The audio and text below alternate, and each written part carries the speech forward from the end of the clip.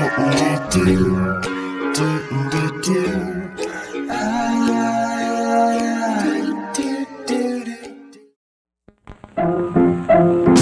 all go to the lobby.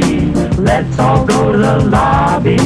Let's all go to the lobby to get ourselves a treat. Delicious things to eat. The popcorn can't be beat. The sparkling drinks are just dandy. The chocolate bars and the candy. So let's all go to the lobby to get ourselves a treat. Let's all go to the lobby to get ourselves a treat. This is a no blinking or no laughing one. There's supposed to be no speaking, but you already started. You said steering contest. You said no speaking. Oh, I didn't know we were doing that too. Okay. Okay. Whatever. I was just adding another rule to it. Hello. Hi, everybody. Hello, everybody. Dude, we've been on for 3 seconds. I've already lost 2 games. God, what a terrible How's it day. going, Okay. Gooby Wood? Welcome to Trailer Boys. What were we supposed to start with? Slipman's in the tub. Oh, well, yeah, we'll do that. But so it's part of my segment. Should we do Sam's segment first? No. No? But We'll do hold on. Sam's Sam's not here. True. So let's do his segment while people are still coming in. We can do my segment when there's more people here, right? Well, yeah. I mean, we want to welcome people to Trailer Boys. Hello, Yes. Gooby Wood. Welcome to Trailer Boys, where we watch the trailers that you submit, and we put it up to a poll. You guys vote. Timmy and I vote. And then there is a list of people that win and get points. This is what it looks like right now. We're now a new season since I last was here, right? Yeah, we're in season 4. Fuck me. Who won? Last year? I always forget. Who won? I'll tip my tongue. Incognito. Yeah. No. There we go. Guy Incognito won?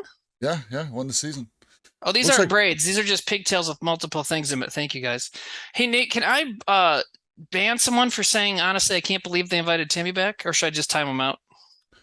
Hey, it's your channel. You get to do whatever you want. I'm just a fucking I'll just say caretaker fuck you to manager, Domino's Fleet. Okay. I got to start with the salt a little bit. I'm actually not salty today. Had a great day. My daughter and I got a lot of work done, moving stuff in, setting up rooms. And we watched 2 movies. Boner Hog Farts is on the chart. Good for her. Boner Hog Farts has Friend been of mine. hanging out. We've been doing Dude, she's a lot a of solid hang. She was, I know her and her former roommate as real people, but I met them as when they followed me on my old streaming days like 7-8 years ago. So name dropping. okay, so the movies we watched today is when we woke up, I made breakfast. I'm like, and it's like kind of snowy here and shitty. And I was like, man, it is a Close Encounters of the Third Kind day. And Margaret had never seen it before, so she loved it. Oh, she's going to have that song stuck in her head for fucking Well, weeks I have a now. picture. I should show it because it's her as a baby, so it's not like they can use it to be weird anymore. But when she was a little baby, her mother and I were driving back across the country to South Dakota from Portland when we moved back here. And we stopped at Devil's Tower. And I was like, there's one thing I have to get at Devil's Tower. And I waited till Margaret was screaming. She was like 2-month-old, 3-month-old baby screaming. And I held her up and had her mom take the picture.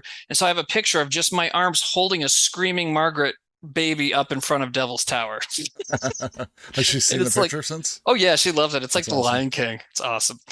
Yeah, and then we watched Lego Movie 2, which I hadn't seen in a while. It's a good sequel. So I don't think I've ever seen that one. well, the first Lego movie's brilliant. Lego Batman's pretty brilliant. Oh, I didn't even know they made a movie for that. Oh, it's Lego Batman is really funny. I guess I miss all the kid movies without having kids. Yeah. But speaking of Batman, so we actually watched a couple of the old animated series episodes from when we were kids, Those and are I good. didn't know, they're great. Yeah. But so we watched 2 episodes. There's one called The Trial, where Batman's kidnapped, taken to the asylum, and all the villains are the jury, and they put him on trial. And the other one is a famous one called I Almost Got Him, where the villains are sitting around playing poker, bragging about times they almost got Batman. But what I didn't know is that everyone knows Mark Hamill was the Joker.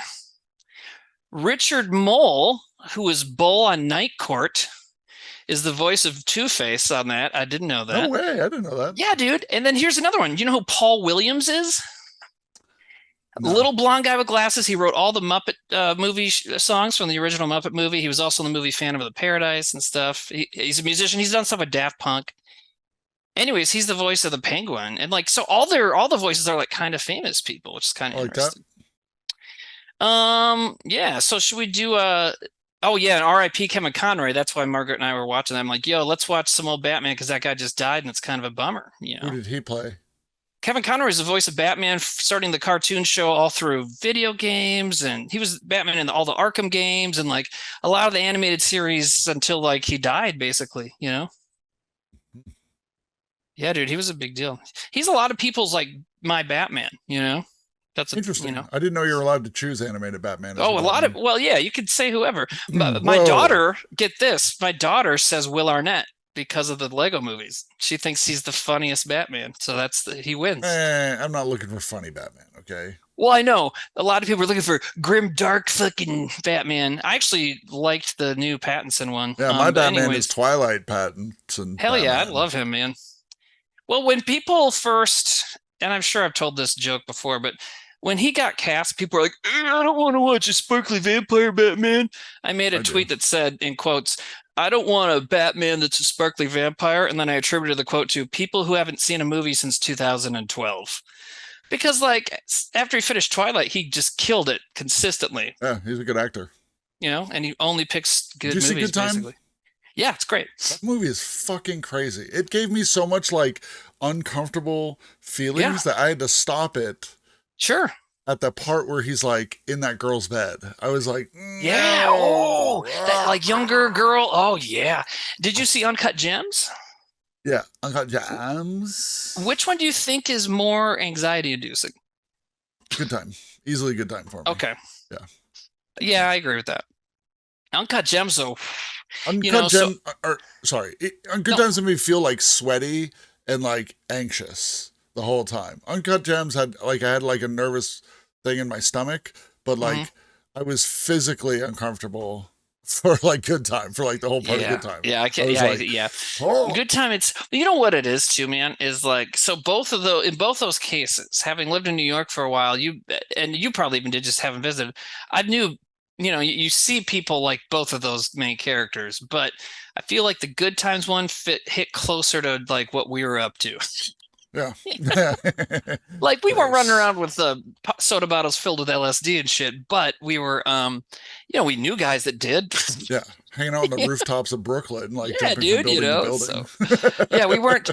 Well, and that's what even last time I watched Uncut Gems, I put a little letterbox review. I think I said, sometimes I'll just write a sentence or two, and I just said like, it made me mix New York, even though I never hung out with diamond guys or basketball guys. But, but I definitely hung out with scumbags. So Good Time, It was more accessible for you.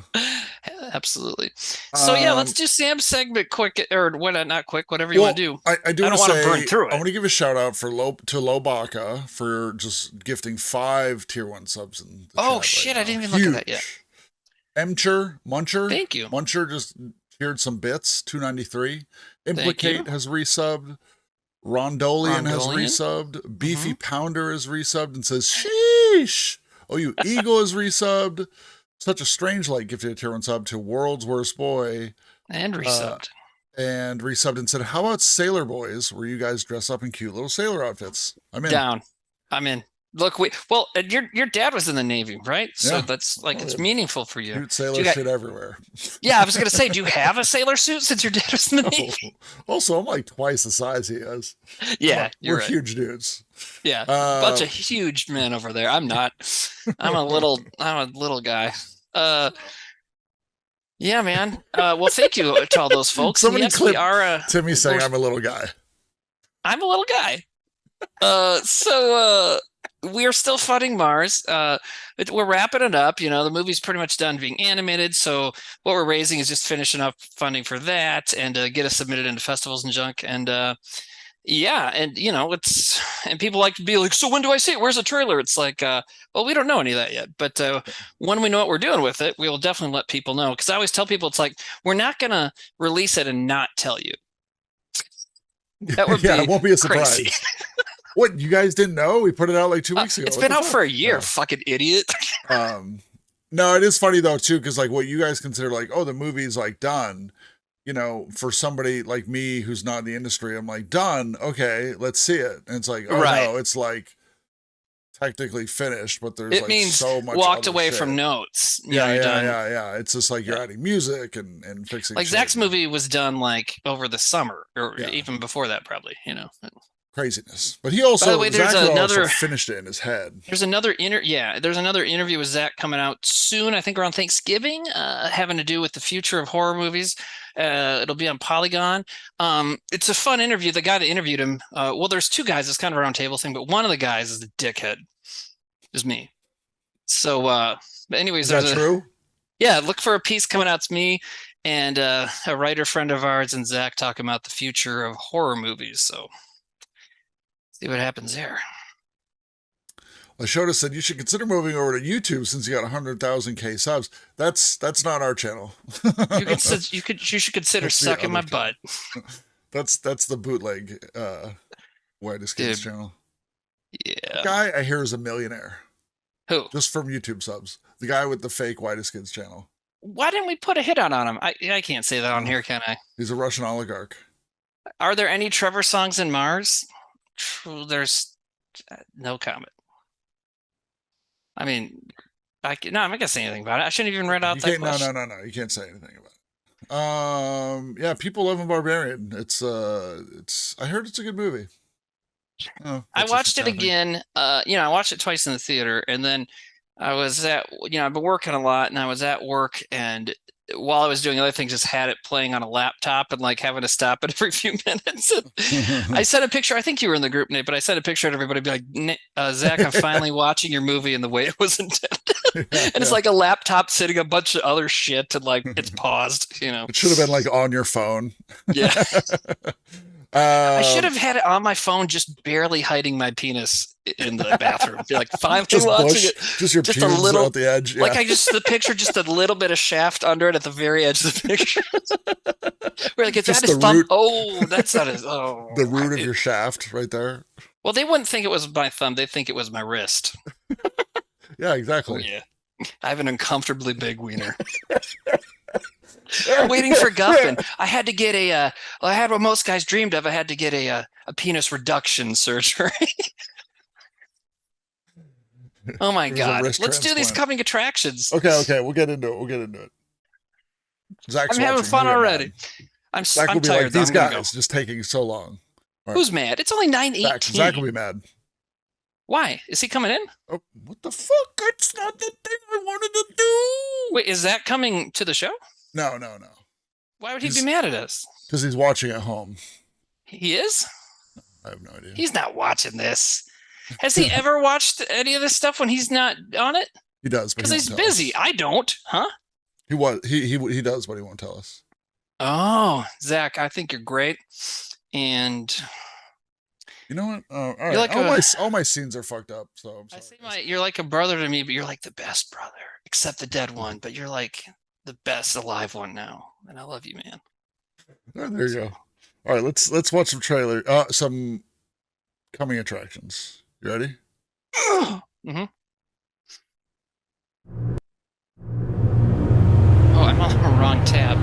Jesus, Timmy. Here we go.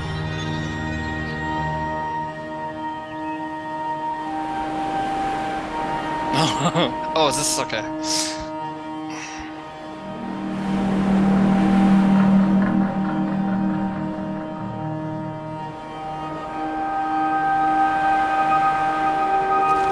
Is this like a teaser trailer where we don't really see anything? Well, there's his face. Do you ever get the feeling people are incapable of not caring?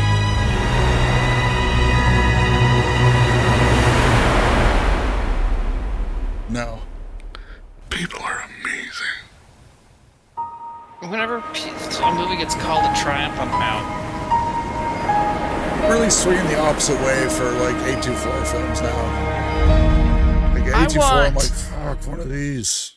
We talked about that in that little interview thing I mentioned, because A24 had a big part to play in horror over the last decade. But yeah, go ahead, man. Are you talking about Hereditary? No, just the other stuff. But no, Zach's movie has a little bit pulpier B movie, and he gladly accepts that, by the way, sort of feel to it, which isn't as pretentious or whatever, and I like that. Oh yeah, didn't we watch this one in here before? Have we seen No. it? I don't think we You have. guys, I would play it. I've seen this trailer a bunch, but that's just I because just saw this trailer and I'm like, we should have watched this. right. It's laser aimed at me. That's why I've seen it a bunch already. I can't remember if we saw it here. You ain't driving, are you? I steer a little, but the ranger do most of the work. This is my 4th year as a Santa. How about you? I started the whole damn thing. This, Deja says this looks fucking campy and awesome, and this is like the camp that I like. Yep. Like they know they're being campy, but It's it's on still purpose.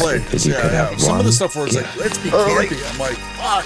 Like is Snakes it? on a Plane didn't Is a work, direct hotline you know, to Santa but Claus this himself. I can touch looks you, way better than Santa. that, you know. All It's right, the guy from revelers. the Boys. Welcome Okay. to your worst Christmas ever. Let's go! Later. Huey? You have $300 million in your personal vault. That's what I want for Christmas. The Pest. Johnny Who wants to watch the Leguizamo. intro to The Pest? John oh my god, Timmy. John Leguizamo is awesome.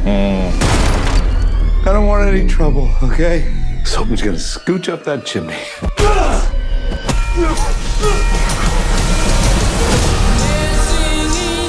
Who is he? Because it's not your typical mall Santa.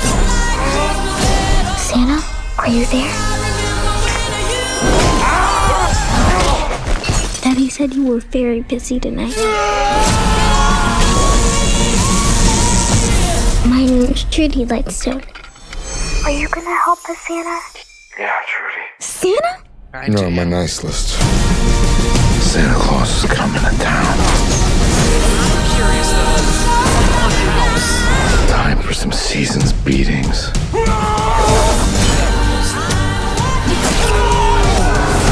Who the hell are you? Boss, what if he really is the real? No such thing as Santa. Yeah, his hair is pretty dope. They're all on my naughty list. Naughty. That's naughty! And what do you do to the naughty ones? I give him a lump of coal. Where is it? I gotta watch. I believe in you, Santa.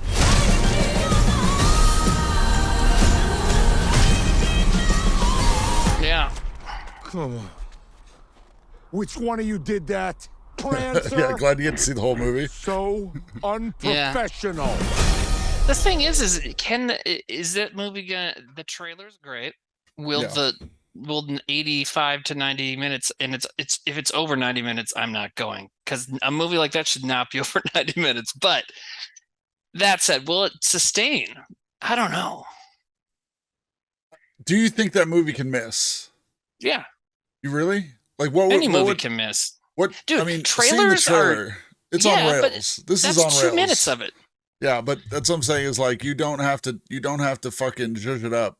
You make this like a straightforward thing of what everyone expects. and Right, but everyone's gonna sometimes love it. people don't do that. You know what I'm Yeah. saying? It's like, I wonder, and also, will this get old? You know, to me, it's like, okay, how many action scenes are you going to have? How many dudes is he going to fight around on the grounds of one mansion? You know, they left out the boring parts. Really? Is that what they do for trailers? Thank you for coming.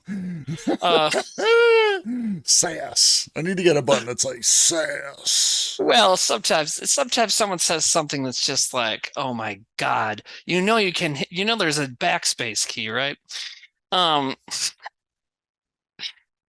But anyways, yeah, maybe a movie will sustain. I don't know. It's, one of my favorite examples where they didn't know to just keep it simple was the Doom, the one with The Rock in it. It's like all that fucking movie had to be was The Rock gets like a call. It's like, we need you at Mars. There's something wrong at the station. And he like goes there, kicks open a door and has a shotgun. And then that's it. It's like violence for another hour. And then it's over, Yeah, yeah. Instead, it's all this bullshit, So hopefully the movie Violent Night is not like that, but no, it looks great, Yeah, I'm in. I want to see it. So it's easy. It's an easy Is there one. any But more? I feel like Huh? No, we just have the winner from last week. Okay. Do you want to play that before or after your segment? Yeah, I'll do my segment. So here's the deal, and maybe this will be weird for people. I don't know. I think it's fun because sometimes on Zucchini Boys, which will return eventually, please believe me. But Zucchini Boys and other things, people like to see this. So I'm a physical media nerd. I've become like a Blu-ray movie nerd, and also I was not on this show. I didn't stream very much at all in the month of October.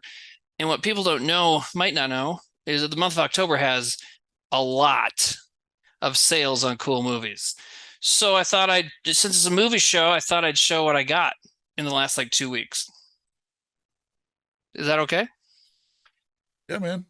Oh, it's not my show. It's your show, or you and Sam's show. Is it okay if I do this? Yeah, of course. Of course. People want to see it. Okay. So, and I'll end with the other thing that I mentioned to you that I want to talk about one of our chatters. I'll end with that movie so we can go right into it.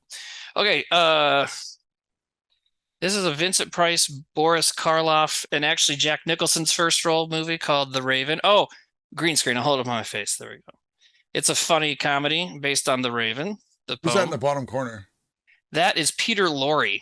No way. Peter Lorre. Yeah, man. And they're wizards. Price and Karloff are wizards that hate each other. It's great. This one, which I know everybody knows and loves, American Werewolf in London, got a nice Arrow version of it. I hadn't seen it in years. What does that mean, Arrow version? You've said this before. It's the label. So there's boutique Blu-ray labels that like take a movie and put out a good version of it. They slave away over the transfer and the audio, and they put a ton of special features on it, often doing new ones. Cool. And stuff like that. That's one I would get American Werewolf in London. Here's Hellraiser also came. Now, here's the reason I have so many, by the way. I almost only buy this stuff when they're on sale. And so, like, when different places go on sale, it's like October happens a lot, and April. Anyways, most of the stuff I got for like half off, if not more, So, hey, I love Hellraiser. A good deal. Huh? I love a good deal, man. Man. Yeah, Hellraiser 1. And then this one, which let's see if anybody besides me knows about this. Maybe have you guys seen have you ever had the trailer for this? Deadbeat at Dawn? Deadbeat at Dawn. Nope, never seen it. It's this dude in Ohio wanted to make an action movie in the early 80s, and he just fucking did. And it's like a gang violence movie, but he does his own stunts. And it's just some guy, and he's like rappelling off a parking garage and like getting hit by cars and shit. And they don't have like people to help him. He's just doing it, So that was pretty great. And have you seen it before? Oh yeah. I rented it on Fatum's advisory from the video store he worked at many years ago. Yeah, Fatum's got great movie recommendations. He does. Fatum Sam and I were thinking of doing a noir. Bring him in. Having Fatum on. I've got a noir movie. Watching movies with him is super fun. Yeah, and dude, I was like, Fatum, you're hilarious. You're a great actor, but like, you're very interesting. We watched like a bunch of those like masterpiece theater things where it's like, they cut to a break and a guy would talk and spin up some stuff. He could do that about noir. Yeah, you're we were watching noir stuff, and I'm like, you're way better at this. And he's like, no, this guy's the best. And I was like, well, maybe for a certain generation, but I can see Fatum being like a movie host, not a schlocky one like Joe Bob, but one that does like cool old stuff like the noir that he's into, I also really like the concept of like the pop-up. We were talking about this when we were watching the chaos edits of Covenant and Prometheus. I was like, I wish there was like a pop-up video version of that, which was just like, trivia and notes while watching the movie, Yeah, it'd be fun if you could do that. So those are all Arrow movies. Yeah, someone mentioned Barnes & Noble. Yeah, some of those, I think those are all for Barnes & Noble. Barnes & Noble has some crazy 50% off sales at random for no reason. Arrow is one of them. And then Shout Factory, who does horror, did one. So I got Slumber Party Massacre, Sleepaway Camp.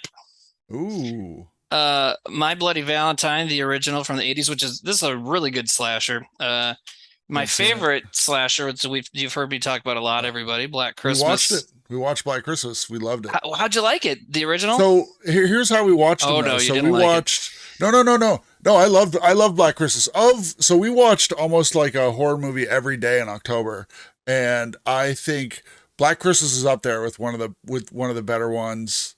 I saw, but we watched them in order. So we watched them in a very odd order. We watched the remake from 2006. Yeah.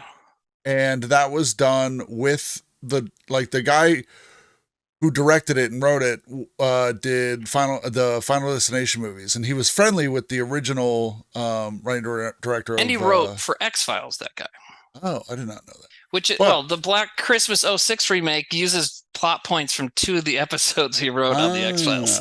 Well, I mean, I thought it was funny, and I liked how it was like 90s schlocky, but it also had some really odd parts. Like the trailer had scenes that weren't in the movie. We found out that was a whole like Weinstein like thing, and like they changed the movie on him. Then we watched the 2019 remake, and that was so fucking bad. I think that was the worst movie we watched all month. It was awful. Black Sludge I don't think thing? anyone dies. Yeah, it was a totally different story. And then we finally watched the original one last. And the funny thing is, I really, really, really enjoyed the original one. Thought it was amazing. I just like the pacing of it. Did we freeze? And then I like the ending of it. But the original made me really appreciate the 2006 one more. I really liked the 2006 one a lot better after watching it. I like the 2000. You like the 2006 one better than what? After I watched the original. Yeah. Because what's funny is the 2006 one decides to take pretty much the same story and flesh it out quite a bit. And the things they flesh it out with, the liver thing, the inbreeding thing, those 2 things are from X-Files episodes. X-Files liver, he wrote that one? Glenn Morgan was one of the big guys. So I think he helped write. Toombs? Are you talking about the liver guy? Toombs. Yeah, that's my favorite fucking X-Files. Yeah, he was great. There's also Leonard Betts, who was he ate tumors. That's different. Yeah. And then Home. I think that guy helped write Home, which is one of the classic X-Files episodes. The inbred mutants with the trap house. Yeah. Fucking man, good shit. I got to get back into X-Files. It's so good. I'd never finished it. I watched it through whenever Mulder disappeared. Here, I'm going to wrap up my segment soon. The other horror movie I got was Dog Soldiers. I got a lot of movies because they're cheap. Yeah. And you guys haven't seen me in a while. Never heard of Dog Soldiers. It's Neil Marshall, the guy who did the Descent movie, Centurion, Wasteland, and it's a werewolf movie. The guy that played the Onion Knight on Game of Thrones is in it, and a couple other guys. It's great. So then the last couple of movies I got were because Barnes & Noble did a Criterion sale too. So I got The Great Escape, which I'm going to watch with my daughter when we have 3 hours. We should have watched it today. Talk about Noir, Kiss Me Deadly, which is one of the classic noirs. And the Pulp Fiction opening the briefcase that glows and not ever seeing what's in it. That comes from Kiss Me Deadly. So a recent movie, Parasite. A not recent movie, Seven Samurai, which I've wanted to own this for years, so I finally got it. Yeah, and then lastly, that's a Criterion I have seen. Yeah, dude, this is because it's like number 2. They number all of them, right? Like Parasite, which is recent, is 1054. This was the second, when they were like, we're gonna do this. This was like one of the first movies I thought of. And then, here's another one that was only number 13, Silence of the Lambs. Oh wow! So I watched Silence of the Lambs last night. I hadn't seen it in years. And it's, the reason you buy these really cool versions is like, it's beautiful transfer, great sound, and got a bunch of extras on it. Jodie Foster wrote a piece in the little booklet they have. I watched it. And I realized there's a scene at the end when they figure out where the bad guy is. I was like, I had a button click in my head because I love Goobyville, Goobywood. Whoretown, whatever, and the unnamed Zucchini Boys fans, so that I think Buttsuckers Anonymous was keep sucking.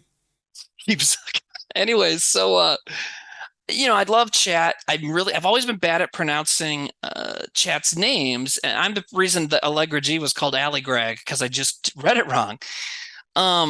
And other ones like that. So Mr. Slipman and Tub, for years I've just been, Slipman and Tub, what a weird name. But what it is, Miss Slipman and Tub, is Mrs. Now I need to look at the name to make sure. But it's Mrs. Lipman's in the Tub. And that's a reference to Sounds of the Lambs, because they find out that that the bad guy has been staying in Mrs. Littman's house. Mrs. Littman's in the tub, and she's like melted and gross and dead.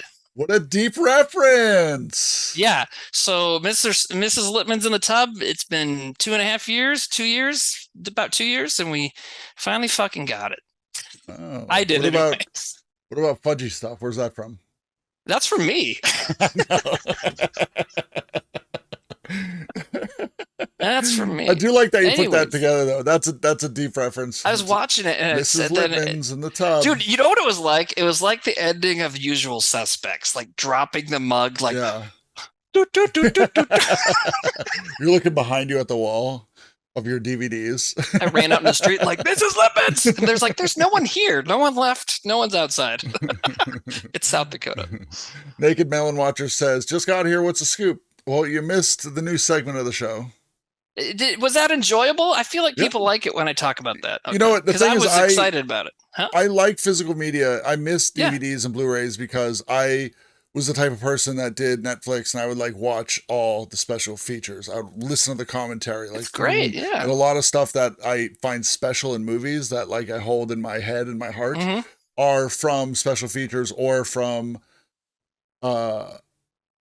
commentary tracks. You know, like some of the best stuff like of your show, that first season of commentary when Sam was late and shit, like that was so fucking funny. Yeah, some of the best shit we've ever done. Timmy. Just like some of the other best sketches we've ever done were those stupid fake auditions for Miss March. We were talking about that with Zach like last week. Some of our best Zach sketches. was just ripping off like the lines, and he's like, I was like, is that your favorite part of Miss March? He's like, it really is. He's like, and that was just funny. Dude, and it's some of our best whitest skin sketches, and they're promotions for Miss March. But because all three of our auditions are hilarious. Sam's is like maybe on another level than everybody else's even. But me and am I fat man number 2? Fat slobby man. And then Darren, where he's like, and then your girlfriend. Oh, it's so good. They were so good. Should we get to the show? Yeah, no, I guess we can do the show. What were we gonna say? I guess we can do the show. It's only 9:38 though. Yeah, I mean, we're fine. Well, for me, it's not. Oh, 10:38. Yeah, it's fine. I don't care about you. The blowjob sounds one. Yes, the boot, the putting in boot. I'll say this. So, just getting back into the show. Also, again, I thought that was a great segment, and it makes me want to buy more stuff. But like, I have, moving so much, I realized like I had so many books, and it's like I don't want physical media anymore. But when you show me DVDs, I get like jealous. I'm like, fuck, I want it. When I had a great book collection, a great comic book collection, great becoming great movie collection. I got divorced and stuff, and almost everything I own is stuff I bought after getting divorced. And the movie thing. Well, now I bought a house, so I've got a place. I've got I know where they're going, so I've really upped it. I counted, and I bought 89 movies this year. Now that counts like when I bought the Freddy collection, so I count 7 movies, or whatever it was, stuff like that. But still, I guess over a year, it's not that much, but it's a lot of movies. And I've watched, a lot of the crazy Blu-ray people, because I've joined Reddits and stuff with those people, and a lot of them will buy that stuff and not watch the movies, or at least take a long time. And there are some that I just still haven't gotten around to, and I've owned it for a year or two. But most of the time, like Silence of the Lambs one, I just got in the mail the other day, and I watched it last night. So my thing is like, if I watch a movie and I'm like, I am into this and I want more, I'll buy the Blu-ray. So it's like I don't have as many, but the Blade Runner, the Denis Villeneuve, I think I'll probably buy every Blu-ray he's ever done, because like I just get blown away by his shit. He's great, man. I don't have his Dune. I should get Dune on Scott Pilgrim. I have that on Blu-ray. I really enjoy that. I haven't seen that. I've only seen it once. I liked it. I just haven't gotten around to seeing it again. But, and some of them I'll buy without having seen them, just if they're cheaper. Like sometimes, it's like, oh, I can throw in one more to get free shipping. Cool. Or they look cool, if it's a cool cover, Grimward says special feature, interactive menu. I do love that, how it like lists the special features of the DVD. And interactive menu is one of them. I gotta look up sometime, see if there's a YouTube video. Okay, so I have I don't have a Blu-ray of Halloween, even though it's like one of my favorite horror movies. I have a DVD of it, and it's one of those things where you put the DVD in and it just plays the movie. And so I've watched it a bunch of times, just watch the movie and turn it off. Last time I watched it, or 2 times ago, last year around Halloween when I watched it, I hit menu by accident when the movie was over and it went to the menu. And I was like, this is the fucking craziest. Okay, so the menu for the Halloween DVD, it's playing the music, do do do do do do do do, and it's like this CGI pumpkin, and then it like explodes like an explosion, like you're gonna watch an Arnold Schwarzenegger movie or something. And it's crazy. I wonder if I can find like a YouTube video of it. It's great. Anyways, someone says Scott Pilgrim sucks. It's Mythic. Do you want to fight him? Nah, Mythic doesn't like anything. Yeah. Mythic said that Event Horizon for you, was fantasy who doesn't like anything, sci-fi. to say that Mythic doesn't like anything. I love everything. I know. I'm just giving you shit. No, I just, so, I mean, we'll lead into this. Mythic didn't consider Event Horizon sci-fi, so it was fantasy because it's not, real sci-fi, which leads into the theme this week. Sam was trying to say like hard sci-fi, but people are like in the literary sense of hard sci-fi, it's sci-fi where the science is actually more applicable and more based in reality than like, magic or whatever. So right. Sam was saying his idea of a sci-fi week was science fiction movies that don't have any like connection to our contemporary world. So like something like Back to the Future doesn't work. Sci-fi. It's not hard sci-fi. We were trying to think of a term where like real sci-fi. I don't know. But it's like Sam wants something that's like, like Demolition Man doesn't work. He doesn't want anything that's referential to our time. So Mad Max movies don't work though, because Mad Max movies, like, they're using cars and stuff from our time, but something like deeper in the future, where they don't even think about our time is what about fine, Alien? Yeah, that's far enough. Yeah. Okay. Okay. I like that. By the way, I found the menu. Let's see it.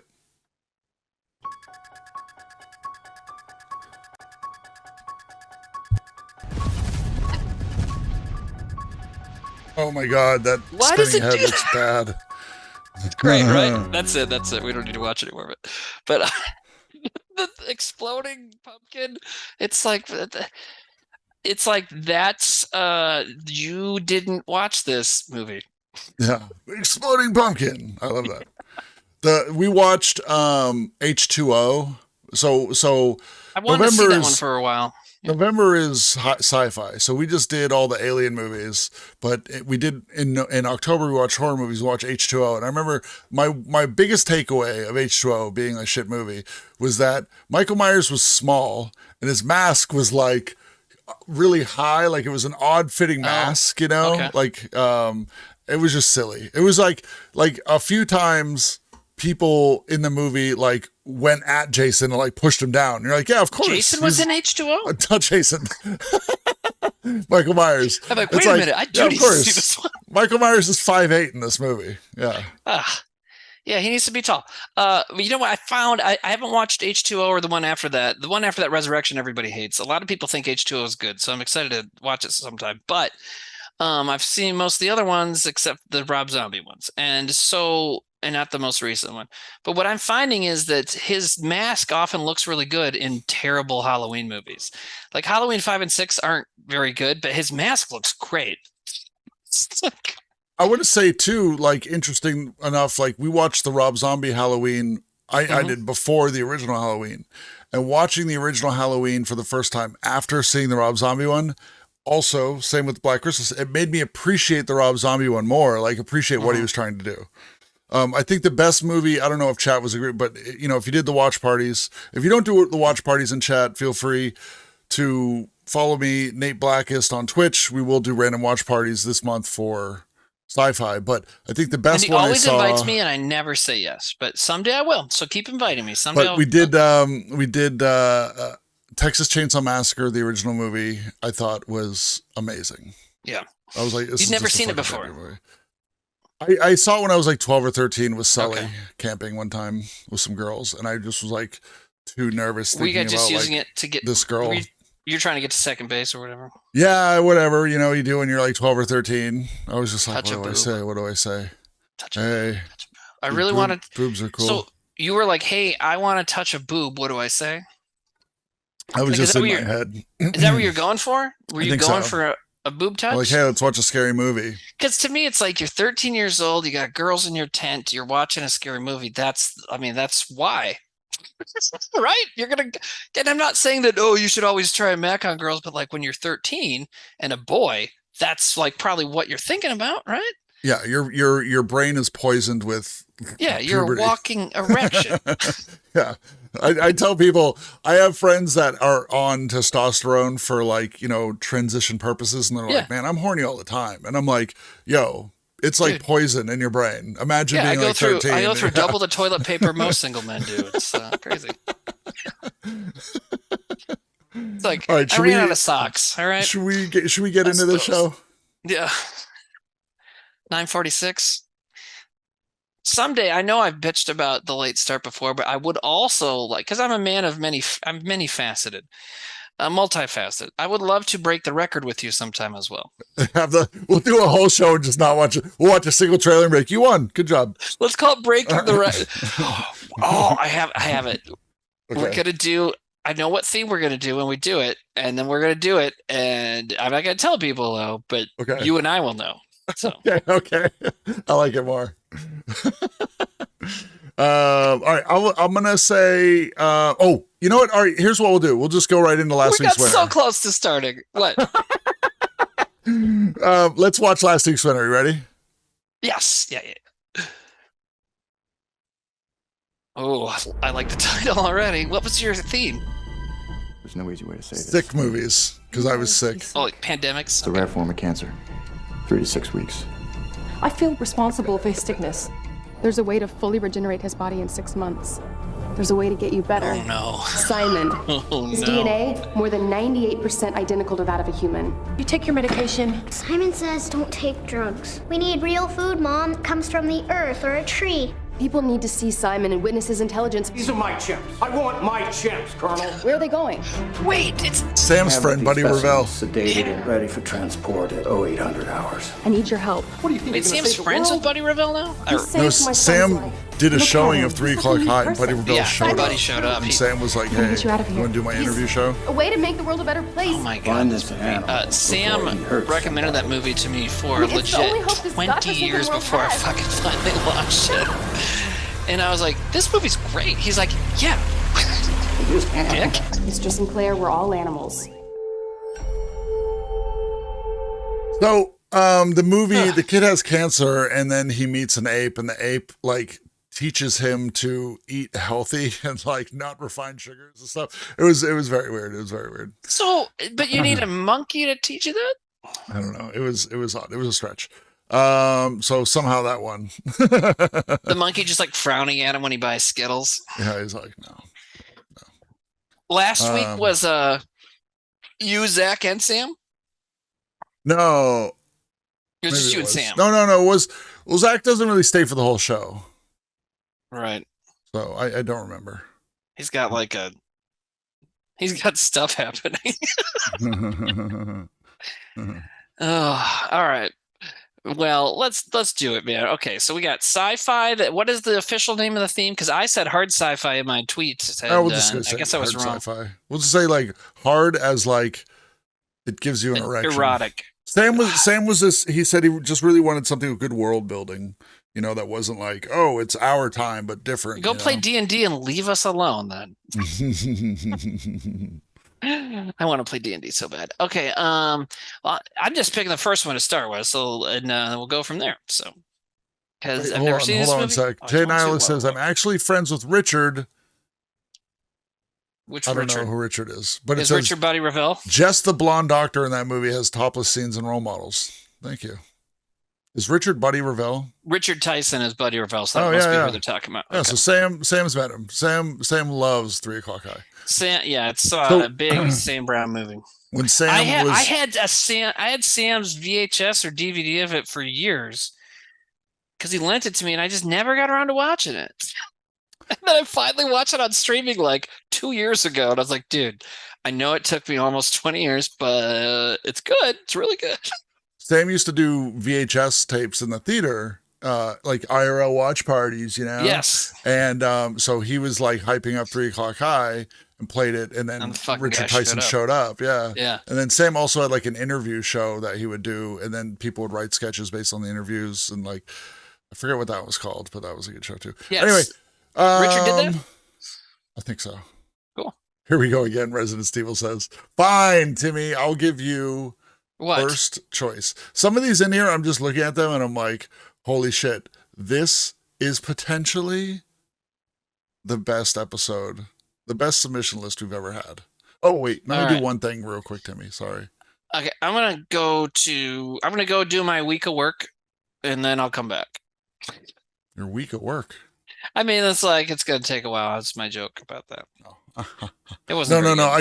I was resorting it by name, so all the people who submitted, all their names are together. Oh. So you can look at somebody's name and be like, oh, these are the 3 things they submitted, and then, everything's kind of mixed up, and we've been, told that we kind of will pick some of the same people sometimes, not on purpose, but we tried not to. Yeah, I try really hard not to. What the first person is not the same as the person in 25 through 27, is it? I'm sorry. Let me look. 25 through 27. Okay. Now look at number 2. No, the first person, the first name. No, double click on that name. I did. To open up the cell to read the whole name. Yeah, I did read the whole thing. So it is somebody else. So number 2 is a guy incognito swingled the Ilium Works, punished anus with his slitty twitch all over the beach that makes you old. So who? I don't know who that is. Okay. But anyways, now we know who it is, but so should I play their trailer still? All right. Here we go. 2 minutes, like that. 1987, like that. Yeah, the green screen's too long. Huh? Hey, JSBX fan. Hey, JSBX. Thank you for the research. For over 500 years, this city has been your mother. Now the city will be ours. This is not a skirmish. This is a war. We must have the city. No. Petra's our 20th century expert. Expert? Goes, that's from the committee. I come from the future, from a city that travels in time, and we can choose what time zone we want to appear in. Right now, it should be around the end of the 32nd century. It's coming back in time. What really happens when the city lands? There's going to be a battle out there soon. These Jendiki, are they human? Only by a stretch of the imagination. And what about you? Are you human? Back up the line, they're still discussing that. Form the triangle. Storm the city. Destroy the wall. Time Guardian. Starring Carrie Fisher, Princess Leia in Star Wars. Just so we understand each other, mister. The moment that circuit closes, I'm in charge. The hell you are. Dean Stockwell. You've been given a job to do, Smith. Now do it. And Tom Burlinson as the Time Guardian. Now listen, if we don't break through, we're all dead. Let's get these tin cans. Go, go! I want to watch this right now. Time Guardian. We've established that lasers are going to get pretty ugly. Lasers mean Year 4039. Great job, everybody. The Time Guardian. That's a good start off. Yeah, Yeah, man. Carrie Fisher in some sort of boob molded plate because they needed to do that. I'm sure she hated that, but she did it anyways.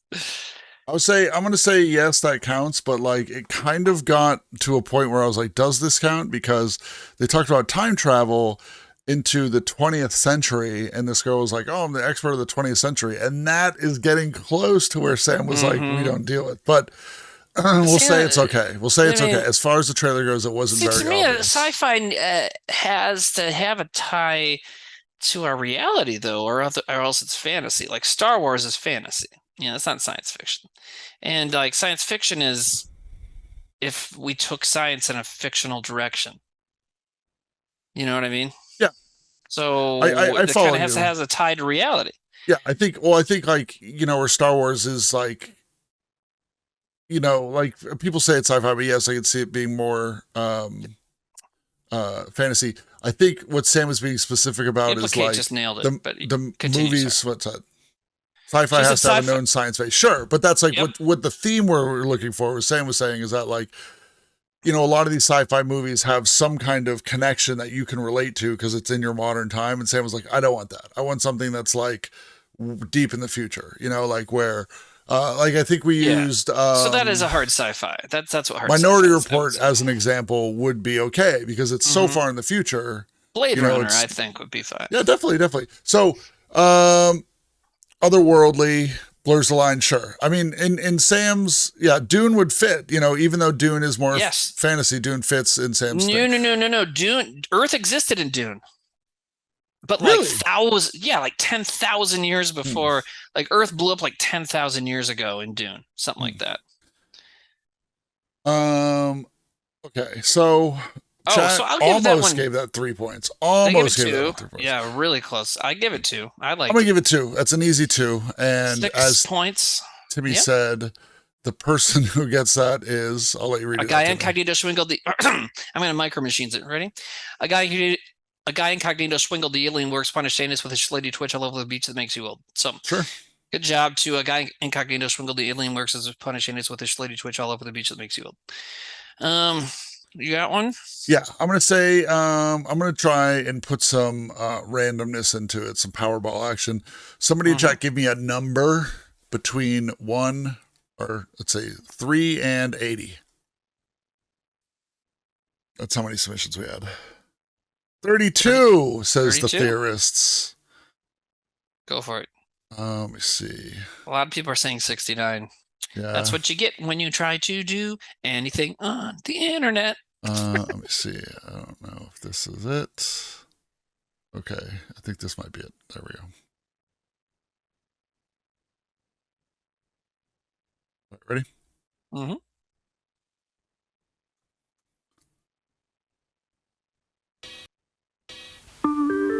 Oh no.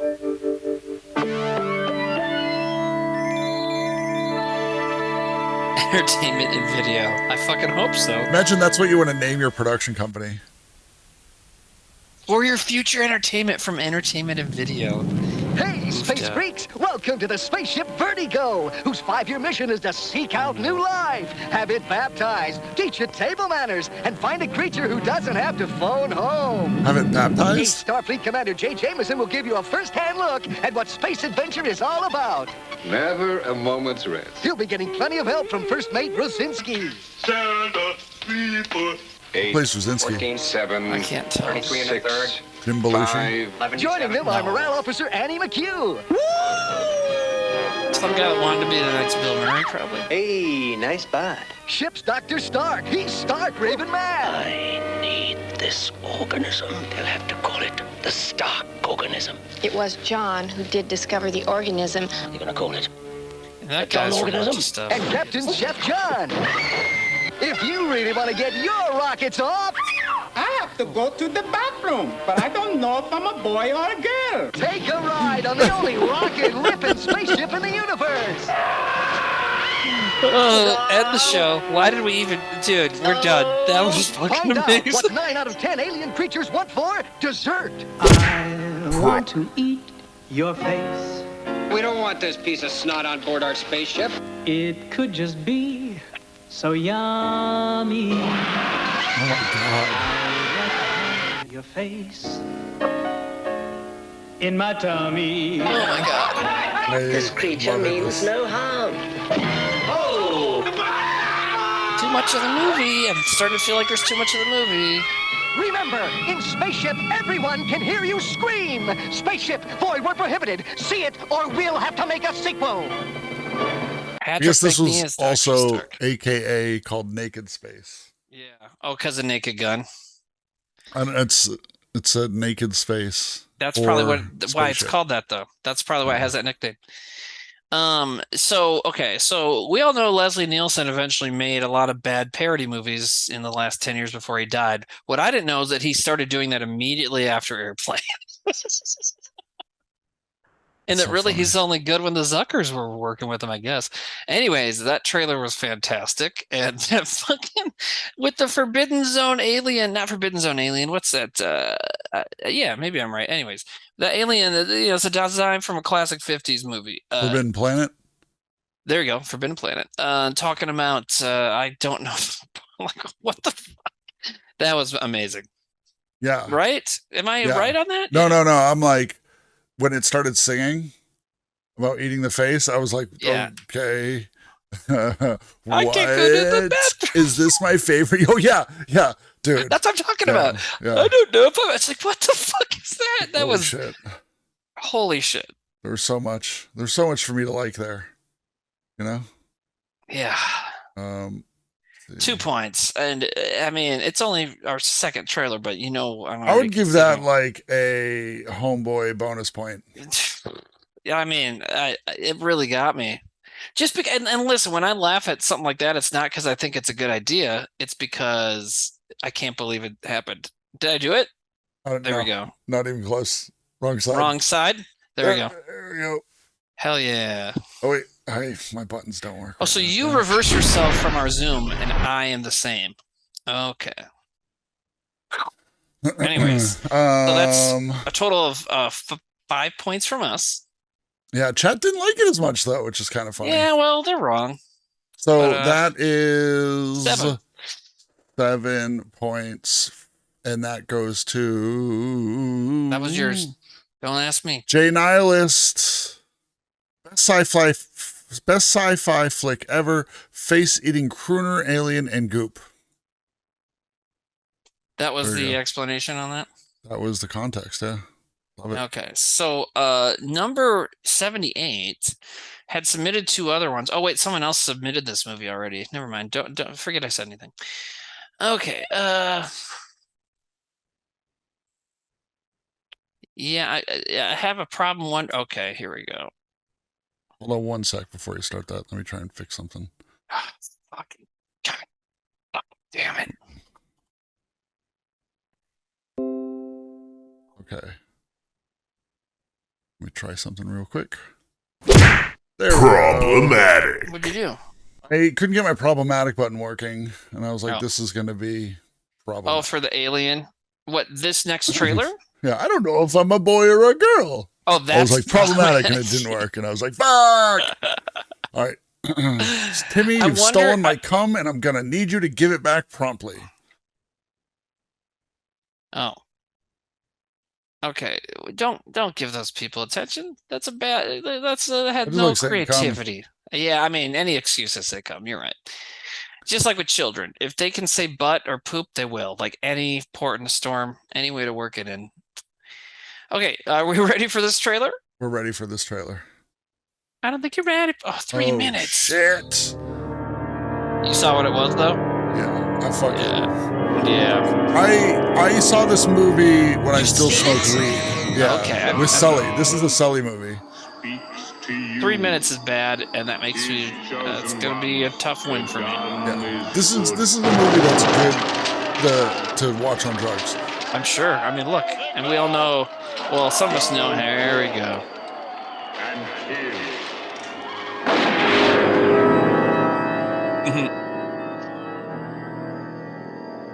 Came here in the stone head.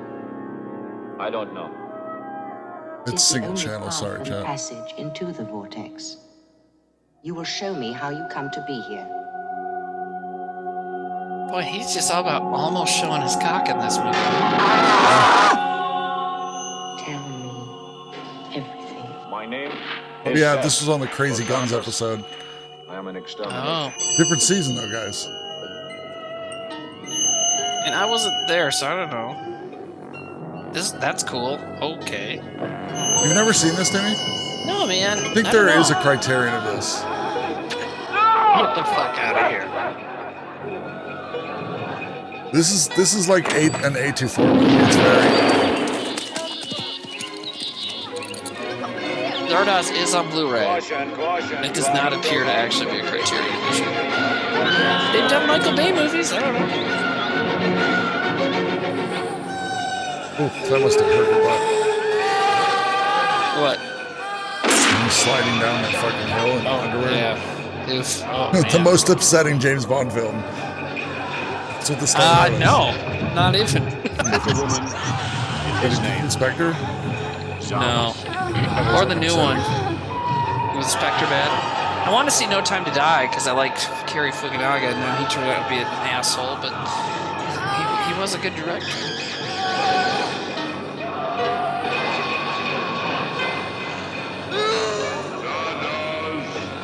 Well, people are upset that this is one that we've already watched. But here's the thing: if you don't feel it deserves, points, then don't vote for it. But like in context, we can still watch it. Yeah. Sometimes things hit different. Also, it's a different host who didn't know that. And it's a different season. And shut up. Zardoz is great. I feel like they don't, It wasn't. Honestly, I don't think that was a good trailer. No, I don't think it was a great trailer either. Like the movie is it's trippy as that. It's very fucking trippy. Yeah. The trailer is too long, and Goobywood, I know you don't always know if it's going to be me as the co-host, and that's okay. But I have ADHD, and a 3-minute trailer is basically like nails on a chalkboard to me. I fight for them. Sometimes they go longer. Go ahead. I was going to say, I fight for them says this is from the director of Deliverance, believe it or not. He did Zardoz because he couldn't get the budget to do his version of Lord of the Rings, is what I read. Interesting. I can kind of see like. Well, and maybe that's why Connery's in it, because Connery was, Connery was going to be Gandalf at some point. So. Are you hard Oz for Zardoz? That's great. It's great. It's a super weird trippy movie. This floating head comes around and throws up guns at these like warlords. Most older movie trailers are that long though. Well, that's not true. I mean, we've watched trailers from the 50s and 60s that are only 2 minutes long, so there are some that are that long, but they also often will have shorter versions you can find. The worst are Kung Fu movies have like 4.5-minute trailers that show everything. Yeah. Well, and Chat gave that 0 points. They were shown in grindhouses. I give it was boring.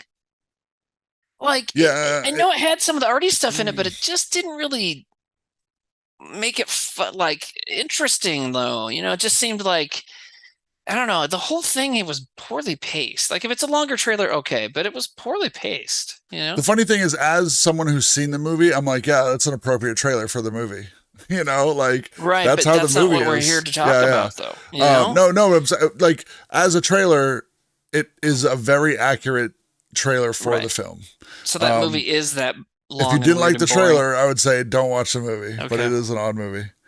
Or this is something that I would say, I watch a lot of, I think I've told you about this, Timmy, but it's Museum of Home Video. I know Chad has seen it. I'm a Patreon subscriber. Brett from Museum of Home Video does something called Faster Piece Theater, where he'll take like a movie and edit down like the parts that aren't worth watching. And so he gets these movies into like 30-minute films, and it's pretty funny. It's pretty fun to watch like a movie you'd never want to watch because it's slow and it has bad parts to it, but just like the interesting weird parts. So that's something that could be an interesting one. But Grimward says, can I retract my submission? That is the obvious fantasy one of the two, please. Sure, Grimward. Well, if we choose your movie. Yeah. All right. So Timmy, what do you give Zardoz? It was 0. I didn't like it. You know what? Hold on. I'll give it 1. I mean, there's some funny. I mean, Sean Connery's ass cheeks are in half the trailer. That's funny. So, all right. I'm gonna say 0 too. I don't feel it's a science fiction movie. Yeah. Okay. We'll give it 1 point then for Danis, or I'm assuming they say it Danis because that's the kind of people we are around here. It's D-anus. Like, where do you want to put that shit?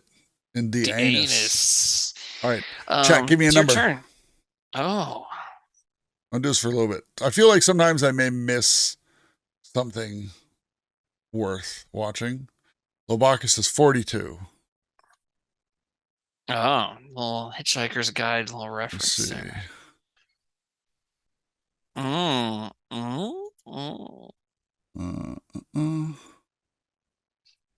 That one that you're currently looking at would definitely count. Yeah. 43, yeah. See, I'm trying to see like something of this person so we don't like. Have you seen this one then? The movie? Bits of it a million years ago on IFC. Okay. Ooh, what is this called? They submitted a lot. We say 3, but this person submitted 6, so it's hard to choose. All right, you guys ready? Are you doing that one? That sounds good to me. Have you? Yeah. Okay. Just this one. Okay. Did it tell you who's in this one? Because it's an interesting cast. In an isolated sector of our solar system, that's not the only interesting part of it. Suspended in orbit around the 6th planet from our sun, lies a distant outpost. A technologically perfect world where mistakes are impossible. Because the impossible is unthinkable. It is called Saturn III. THX. Each year for 22 days, I wish I was a stoned solar right now. eclipse plunges this outpost into shadow lock. Ooh, shadow lock. Shadow lock, dude. Fucking sounds like a Norwegian metal darkness. band. All communication is terminated. What happened? This year, the inhabitants of Saturn III are about to experience the unthinkable. A nightmare so perfect, it could only have been made by man. Captain, Major. Whoa! This is my partner. Yeah. Oh, dude, mine's going all choppy and shit. There Is that are just only me? 4 inhabitants on Are Saturn you having III. problems? No, I don't have problems. One of them is not the robot. human. Yeah. Harvey.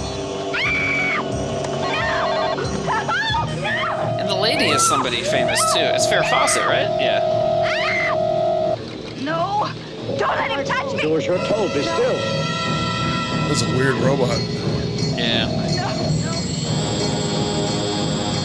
Oh my the god. 70s, Oh the my 70s god. are so eyeball stuff. Oof. The 70s are so good at having even in sci-fi shit like this or fantasy, whatever anything like that. They're still so good at this kind of realism, the way things were filmed and the way the film looked then. This kind of realism and kind of like, I don't know, uncomfortableness. There's a textural brutality. Who said that?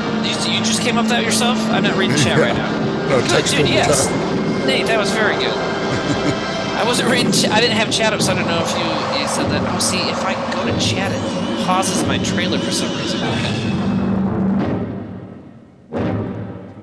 Dang. Now that was a longer trailer as well, but it was good. It kept moving. You know what I found odd? There was not a lot of dialogue in the trailer. Right. It was. Well, it's like. No, I don't think Harvey Keitel, no one gave a shit about him at the time, but you know, they've got Kirk Douglas and Farrah Fawcett in their late 70s. Just show their faces and then show some cool visuals. People are still chasing that 2001 ball 10 years later, you know? So just show that shit and they'll go after it. When my daughter and I watched Close Encounters today, I was like, you know, this filmmaker had a buddy who also put out a movie about space stuff the same year. Called Star Wars. She was like, what? I'm like, yeah, everybody was on this tip and like those are both original ideas that they dumped money into. And I bet this even had a decent budget. It had some pretty cool robot shit in it, you know? So I do like I think the robot design is really unique. Like it didn't have a head. It was like all torso and all long it was really arms and weird. shit. And I've seen like I said, I saw parts of that movie or maybe the whole thing a long time ago. So I don't really remember any of it, just little shots, but like, it's very like creepy and sketchy. Like Harvey Keitel is like in control of the robot, and it's kind of got like a rapey vibe. It's really weird. So wait, but Harvey trailer, Keitel? Wait, say it again? Yeah, Harvey Keitel was in that. He's in control of the robot? Yeah, he's like the bad guy controlling the robot, I think, at one part. Oh, somebody in chat said Harvey Keitel was all dubbed over. All his lines were dubbed over. Oh, really? Wow. Anyways, I liked it, and I would give it I'll give it 2 points. I liked it. Spoilers, Timmy. That's not a spoiler. Also, the movie's older than you, probably by a lot. Go suck a butt. I'm gonna be real slutty. I can tell I'm being real slutty on this theme, but I'm giving that 2 points as well. So it's 4 from us, 2 from chat. 2 from chat, so 6 total. And that's that was Muncher. from me. No, that was me. Muncher. Oh, that was you. Okay, Muncher. Okay, so which means I should have had one picked out. Munching it. Okay. Yeah, we watch some of these old. I mean, it's a good thing in society, and it shows progression that when we watch some of these old movies and how they treat like the female characters, you're like, yikes. Yeah. You know, it's like, wow. No, different time. So we're progressing. What now? People. Oh yeah. We're getting better. Hopefully. Wow, those two. I'm not a woman, so I can't say. Yeah. Those two that person picked. No, we're just getting better at hiding it, just like slavery and racism. We didn't get past it.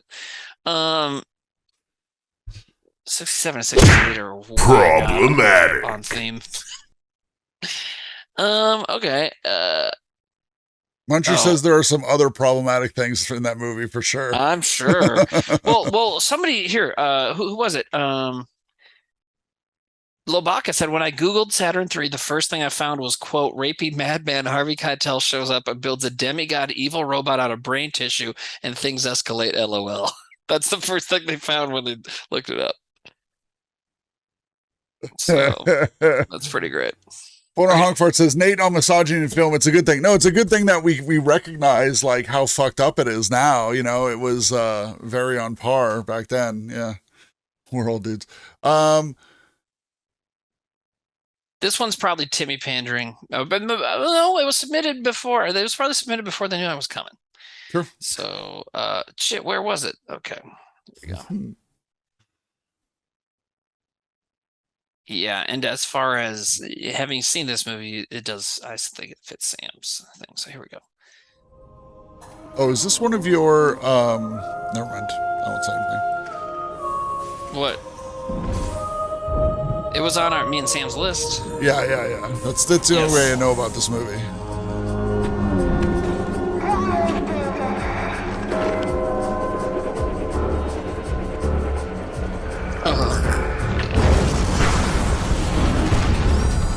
Is this the guy that did the Tool videos? No. Tool videos. 30 years in the making? Yeah, dude. So Phil Tippett is a big deal special effects guy, and so in between doing Star Wars, Jurassic Park movies, all this stuff, he was shooting this shit in his home studio, like in his garage. Stop motion by himself. Just like whenever friends could help.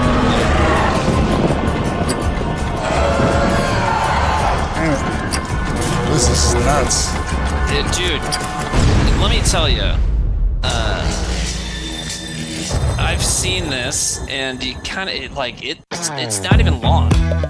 It's like 85 minutes long, and you got to take a break. Like it's like, because it's just that for a long time. It's basically a feature-length Tool video, but I think it's way better than Tool videos. You know what I mean?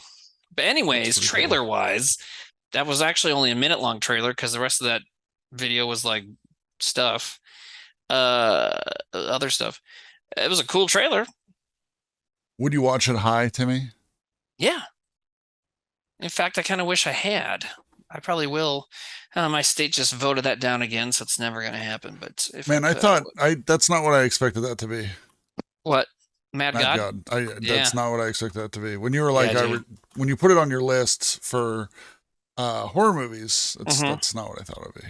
What did you? What? Because I love the idea of what comes to your mind when you hear a title. So what did you think when you first heard the title of that film?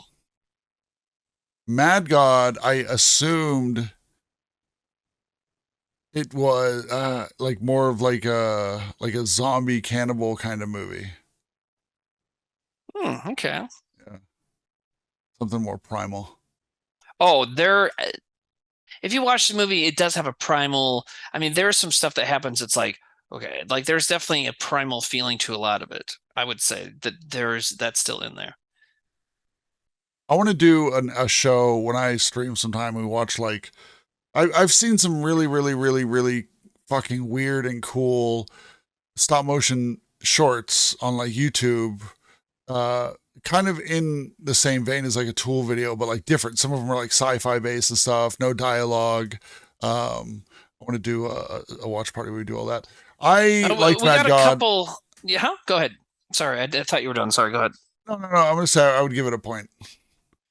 I'll give it 2. I think it's a cool trailer. Not just based off the fact that I love the movie, but I think the trailer is awesome. And we got a couple, trying to be nice, fucking crybabies saying, what sci-fi happens? Was there science in it? Yeah, there's all sorts of, there's like the guy's got a gas mask and there's like guns and there's like lightning machines and all sorts of sci-fi shit. Everyone has a different definition of sci-fi, and mine is lasers. Well, yeah, and there was that kind of stuff in it, you know. I think there might be lasers in it, but there's a lot of, I mean, there's like a surgery scene and stuff in it, you know. So, and that's not in the trailer, but still, you know.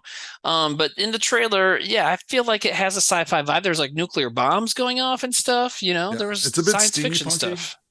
Yeah, but that's also a form of science fiction which doesn't take place in reality. I gotta go. If you can do it right. My dishwasher keeps beeping, and I feel like people can hear it, and I'm self-conscious. I can't hear it. Turn that off. I'll be right back. I can't hear it.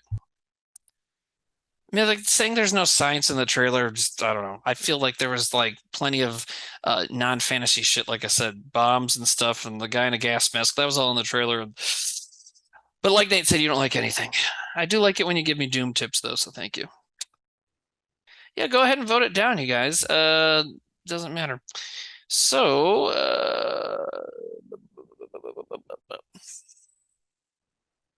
for me, you know, we talk about the trailers, what we do and don't like about it, which is fine. Sometimes when people just jump right to not like it, it's just like, well, just vote no. I don't know. I'm pretty good. I'd like to find things I like about everything, but whatever. I think it's easier. It's not easier than hating things, which is why the internet is the way it is. But I think it's worth it. Hey, I'm back. You're back. Somebody in chat, give me a number. A Quiet Mile with You says Phil Tippett oozes sci-fi ideas. I'm going to marry that person. They sound great because they agree with me and said it very well. I don't think you're allowed to marry somebody from the internet in the state of South Dakota. It's a law. As long as they're related to you. Stork Away says 79. What are they saying? Other numbers. 79? How many points did we give that though? Oh, I gave it 2 points. I gave it 1 point. And I gave it 2, so it's 5. Yeah. For Schwingles. Okay. All right, now we're done. Oh, well, hold on 1 sec. Let me. Schwingles, we just said it was you, buddy. 5 points. So what's the definition of science and science fiction then? It's so broad. Okay, dragons aren't science. Lasers are science. Robots are science. A wizard is not science. Right? Yeah. Lasers are science. Yeah, robots I said that. Are science. Yeah. Spaceships. Right, but the stuff in there was nuclear bombs or science. There's gas masks or you know what I mean. Keep it loose. You'll have more fun in life. Yeah, just fucking let the bug out. It needs to breathe. Go for it, Nate. Oh God. March 15th, Earth year 2494. Earth's defenses are threatened. Message from Health Command. They don't believe they can withstand. Yes, fucking love him. This tactical schematic He's in everything. We just watched the 90s. Yeah. Then end it before you. What's his fucking name? David Warner. And destruction. Thank you. Did you know that off the top of your head? Yeah, because he was a topic of conversation in our watch parties. Oh, he's also in Time Bandits. Yeah, okay. Lieutenant Commander Deborah. Man, this has your wing commander. And Tron. Yeah, dude, he is in Ninja Turtles too. Let's do it. He's a scientist that makes Toka and Reza. This is one of the, Zach and I were just talking the other day about late 90s, early 2000s hot teen cast movies, like horror movies, but this is one of them too, for sure. In Yeah, all dude. likelihood, you're going to And die her, out here. We're all going to die out here, Freddie but none of Prinze us need to be Jr.. reminded of that fact. I like to think that Matthew Lillard and Freddie Prinze Jr. are still best friends. I hope so. Dude, they were, you know what? Those Scooby-Doo movies are pretty fucking good. And they were both great. I think Matthew Lillard should be in more movies. He's great. Did you, I don't know if He you was ever were amazing in Scream. Yeah, did you watch Twin Peaks? Did you ever watch Twin Peaks? You Twin Peaks guy? Twin Peaks 3, Lillard is in it as a guy accused of murdering his wife or his lover or something, and it's like, he's incredible. Have you ever seen this movie? No. Based on a video game. Yeah, I know all about it, but I feel like I was gonna see it, and then it didn't come to my stupid town's theater. So along with Legal Weed, we also didn't get Wing Commander. I want to show this part here. This was like after. This is like the Matrix effects. Yeah. The Gata Everything. effects. Everything. What'd you say? What effects? John Gata. Who's John Gata? He was the special effects guy. Oh, the guy did the bullet time? Okay. Okay, why are we watching this again? Oh, you want to get to You want to watch that scene again, yeah. Can we stop, though, now? Do you remember, so there's a funny part of this movie where, like, when somebody dies in action, they just pretend like that person never existed. Really? They just stopped talking about him? They're like, I don't know who you're talking about. And they were like, but he was your friend and he died. Grimward has a good idea. Nate, can we please have a new graphic that says you have been warnered? David Warner. That's I wish good. it would have to be like you a could use clip it of for him your saying watch parties something. too. So we No, watched just Tron. like have him show up.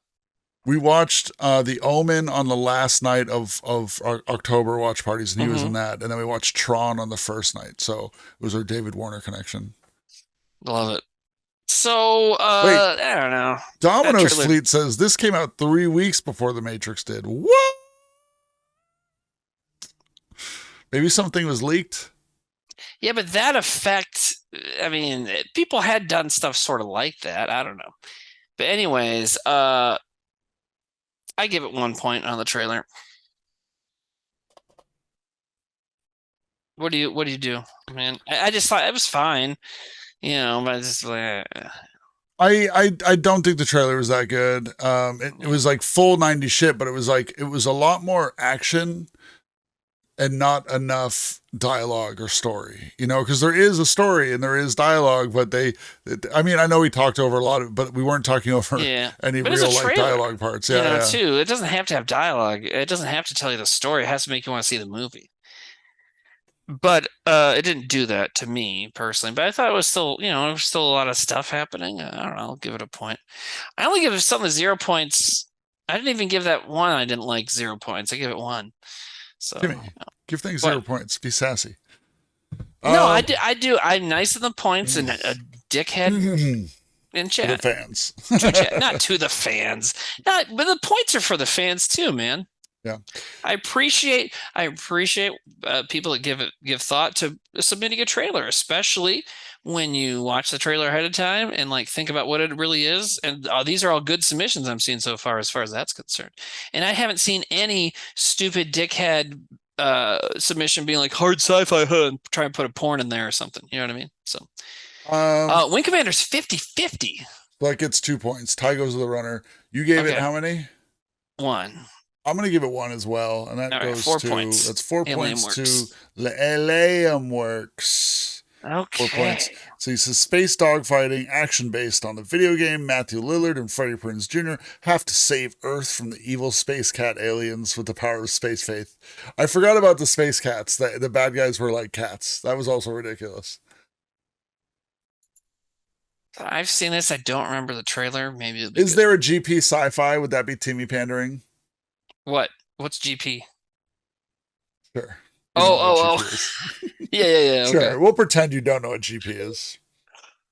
Oh, the thing I'm watching on the other browser window right now. Yeah. Timmy, what's your sock budget like these days? No, I said that earlier. I'm all about toilet paper. I said I go through twice the amount of toilet paper most men do. You have to be eco-conscious. You have to, wash and rinse things. You can't just be killing trees just because you got a nut. No, I recycle my toilet paper. I have my own recycling system. It strips the cum out of the toilet paper. No, it takes the fibers of the cum and helps rebuild the toilet paper. It's stronger as it comes back. It's your new cloth. You're like, you know what they say. You know what they say. What doesn't become babies makes you stronger. Yeah. That's a new saying. I like that. You guys ready for this one? Yes. Oh God, I wish my state legalized weed. Okay, ready?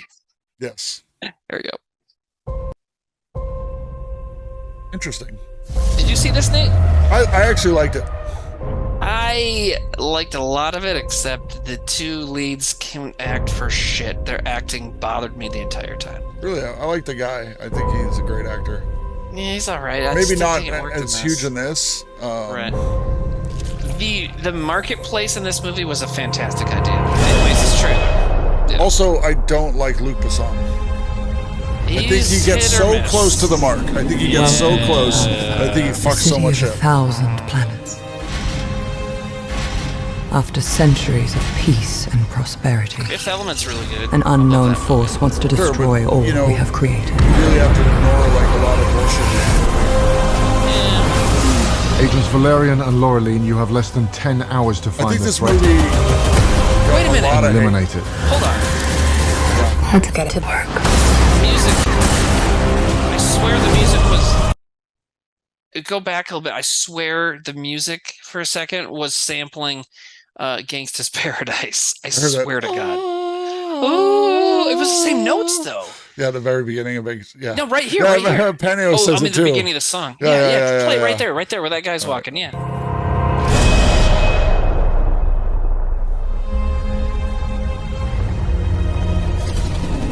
Welcome to Alpha, the city of 1,000 planets. After centuries of peace and prosperity, an unknown force wants to destroy all we have created. Agents Valerian and Laureline, you have less than 10 hours to find the threat and eliminate it. Let's get to work.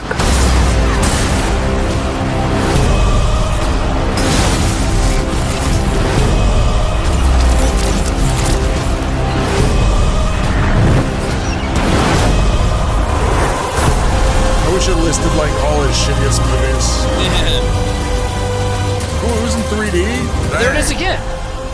Oh, I missed that in 3D. Damn. I would say if you haven't seen this, it's definitely worth watching. It's worth watching. I mean, it's all these concepts, and this isn't even everything. You know, they travel a lot. A lot of they fit a lot in conceptually and locations and stuff. They fit a lot in. It's a good trailer, and like I like Mario that it has game. Gangsta's Paradise in it. I would say 2 points. As far as the movie, yeah, the movie's good. And you know what movie it would? Well, I don't know if you would want to pair it with, because then you'll be sitting through mediocre sci-fi for 5 hours. But John Carter and Valerian are both similar to me, where they're so fucking close to being awesome. I agree. I agree. And I still like both films. You know, pick apart John Carter and be like, The difference is, like, on these, on a 50-50 here, where they're, like, both mediocre, this one, I ended up on the side of, I like this. John Carter was like, I don't like this, but it was close. It's just missing something, and I can't put my finger on it. John Carter had a lot of good stuff in it, but, like, there are some odd emptiness parts to it. And it's too long. Yeah, and then it keeps going. Yeah. It's too and this long, movie's and also then it too keeps long, going. from what I remember. But I read the first couple original John Carter novels from like 110, 15 years ago. So fucking subversive for the time. And you don't get any of that in the movie. Right. Were they to make a second one, it's like, oh God, just like with Dune, I hope they keep being successful. They can get to part 5, but if they had gotten to part 2 or 3, especially part 2, with the John Carter movies, The Gods of Mars, especially considering it came out in like 1912 or something, is so subversive because it's about religion and it's about the Martian religions getting some weird stuff happens. It makes a lot of suggestions about religion that's great. It is weird how when a movie based on a book, the book will have some like really questionable content, and they're like, we're still going to make it. Like, people are pointing out that John Carter was Disneyfied, and so you lose a lot of stuff. Like, well, because like there's the love interest in John Carter books, her tits are out the entire time. They're like everybody's naked. Like I've never read the book but like people always tell me who have read the book they're like, yeah, there's a scene where the children are in like the sewers and they all like jerk off together like in a circle, and I'm like, I don't know about that. What the fuck? I don't remember that at all. Maybe one of the later ones. I mean, you're talking about it. Yeah. Oh, I thought you were talking about John Carter. No, they don't jerk off. No. It's more than that. They full on fuck in it. Yeah, it's that scene is yeah.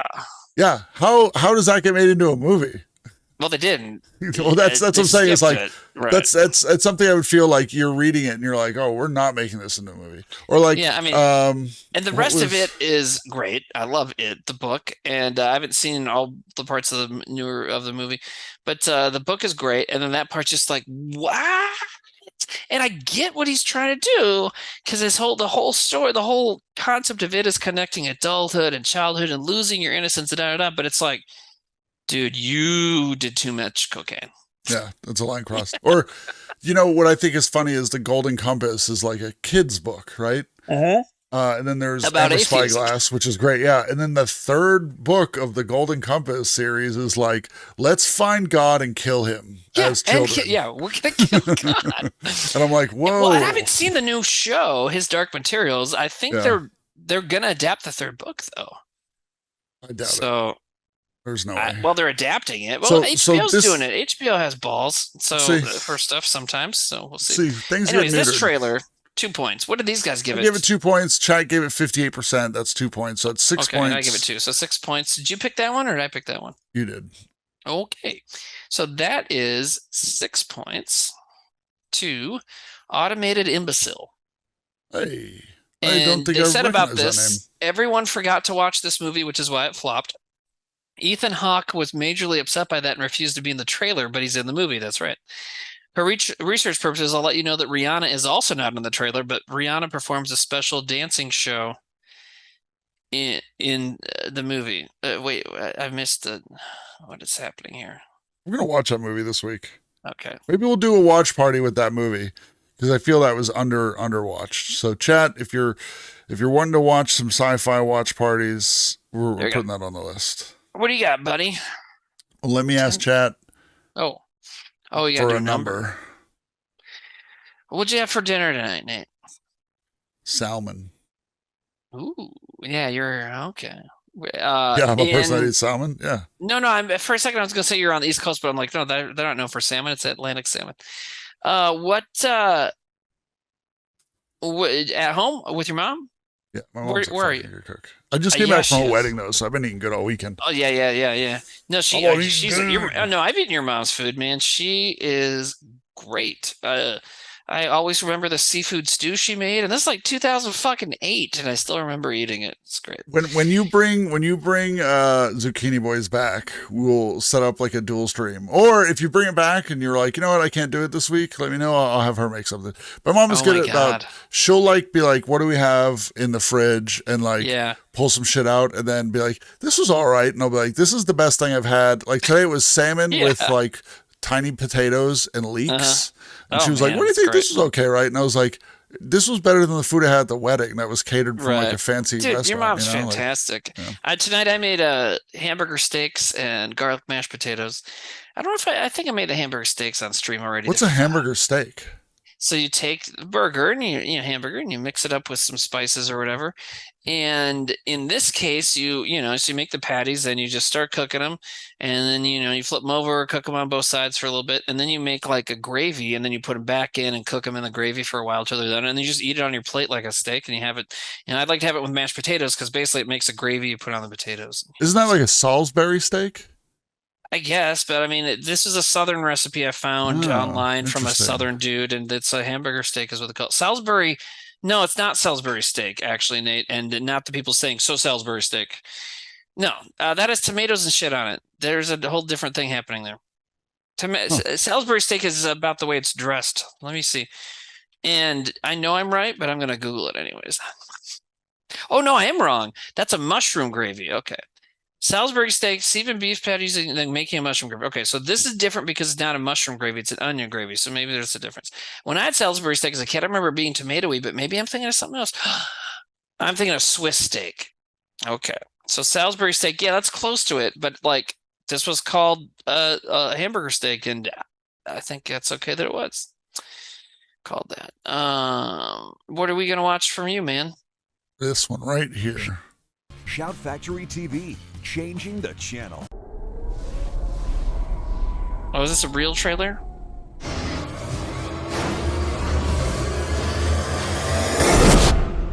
Ooh, wow.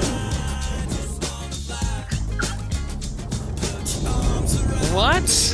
Welcome to the world of medical rescue vessel Nightingale 9. You want to tell me what you're doing? I just got to say, like, already, like, we know so much about the time this trailer was made. We know more about this movie, like, the guy's voiceover and the music. Like, it's perfect. We're in this perfect fucking... Yep, we got it. Yeah.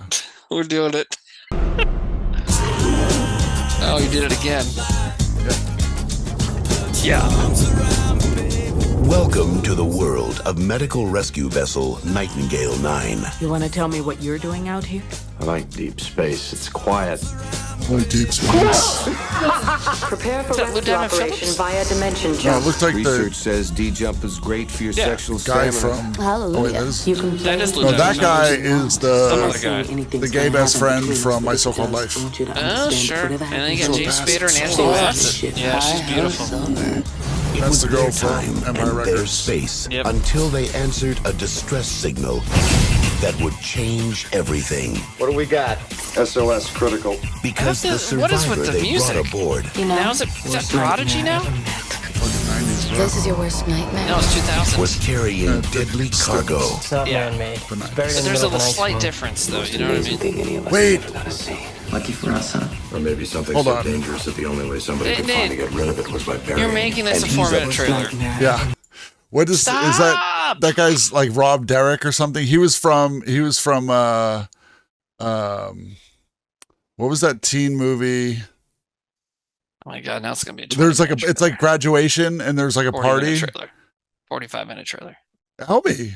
Robin Turner. I don't know what you're talking about. So it's a high school 90s movie and they're at like a party and it's like they've graduated and Jennifer Love Hewitt's boyfriend. Can't Hardly Wait. Can't Hardly Wait. This is the boyfriend from Can't Hardly Wait. Oh, okay. Was carrying deadly cargo. Somebody's like, Rob Derrick's an F word. He's like, some guy Lady Twitch called says, me why an is this F-word. pause-worthy? I'm going to marry them, too. Lucky for us, huh? Or maybe something so dangerous that the only way somebody could find to get rid of it was by burying it. And he's about to turn the heavens. Like, stopping the trailer. Started again. Remember some stupid fucking movie? Okay, now people turn to werewolves or vampires or... Okay. Whoa! Listen to the music now. Face. Yeah, what is happening with the music? I really wish you hadn't done that.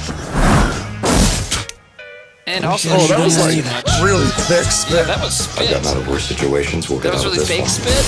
Yeah, what was it? When you said you've been in worse thick. situations than this, I was like, 10 minutes ago, alien when the ship was android falling, the replicant. engines come on. If you can't stand the heat, What is with get this out of fucking the trailer? universe. I'm coming for you. You stay in the heat, get out of the universe. Why is the trailer for a comedy? Supernova. Mike Derrick. They just want to fit this into a comedy. Yo, look, all right, hold on too. Sorry, not to pause. Oh my but God. isn't this cover? Isn't that like a complete ripoff of like another movie?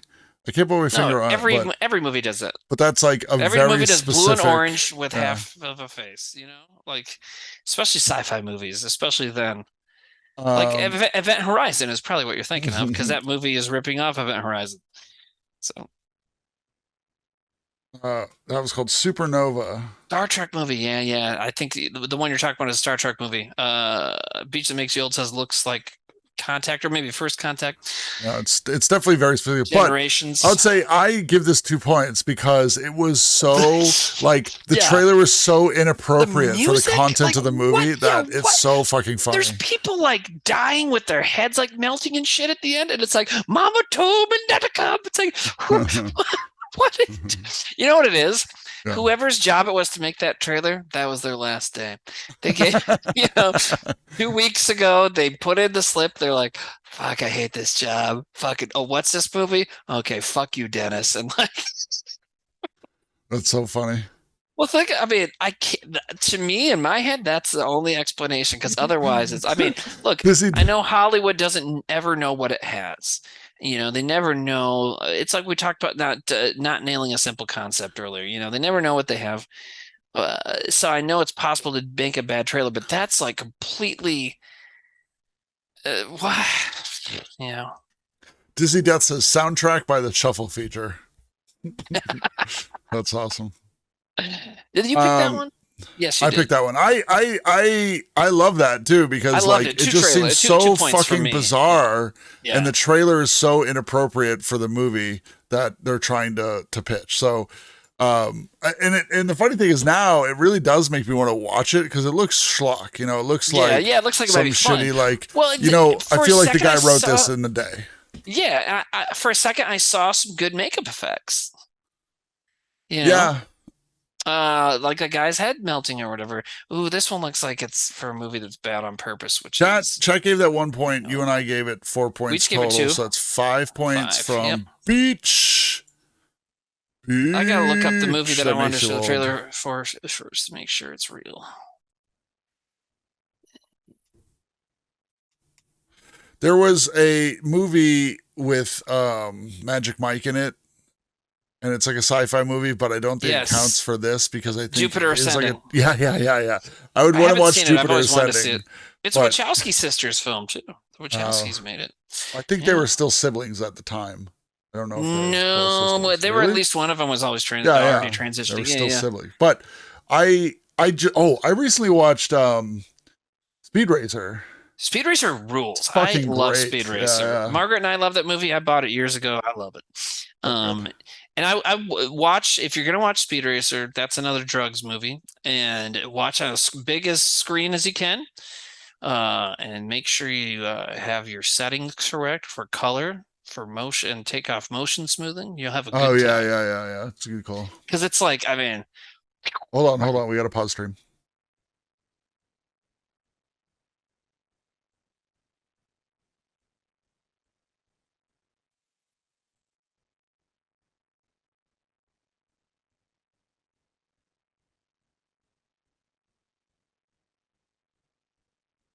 Why are we pausing the stream? Lydia Petunia has to put her kid to bed. You just went along with it right away. You were like, okay. I did. Well, I thought, I don't know. I just figured you were doing some crazy thing. You and your brother always. Zach is going to be pissed because someone is parenting. That was,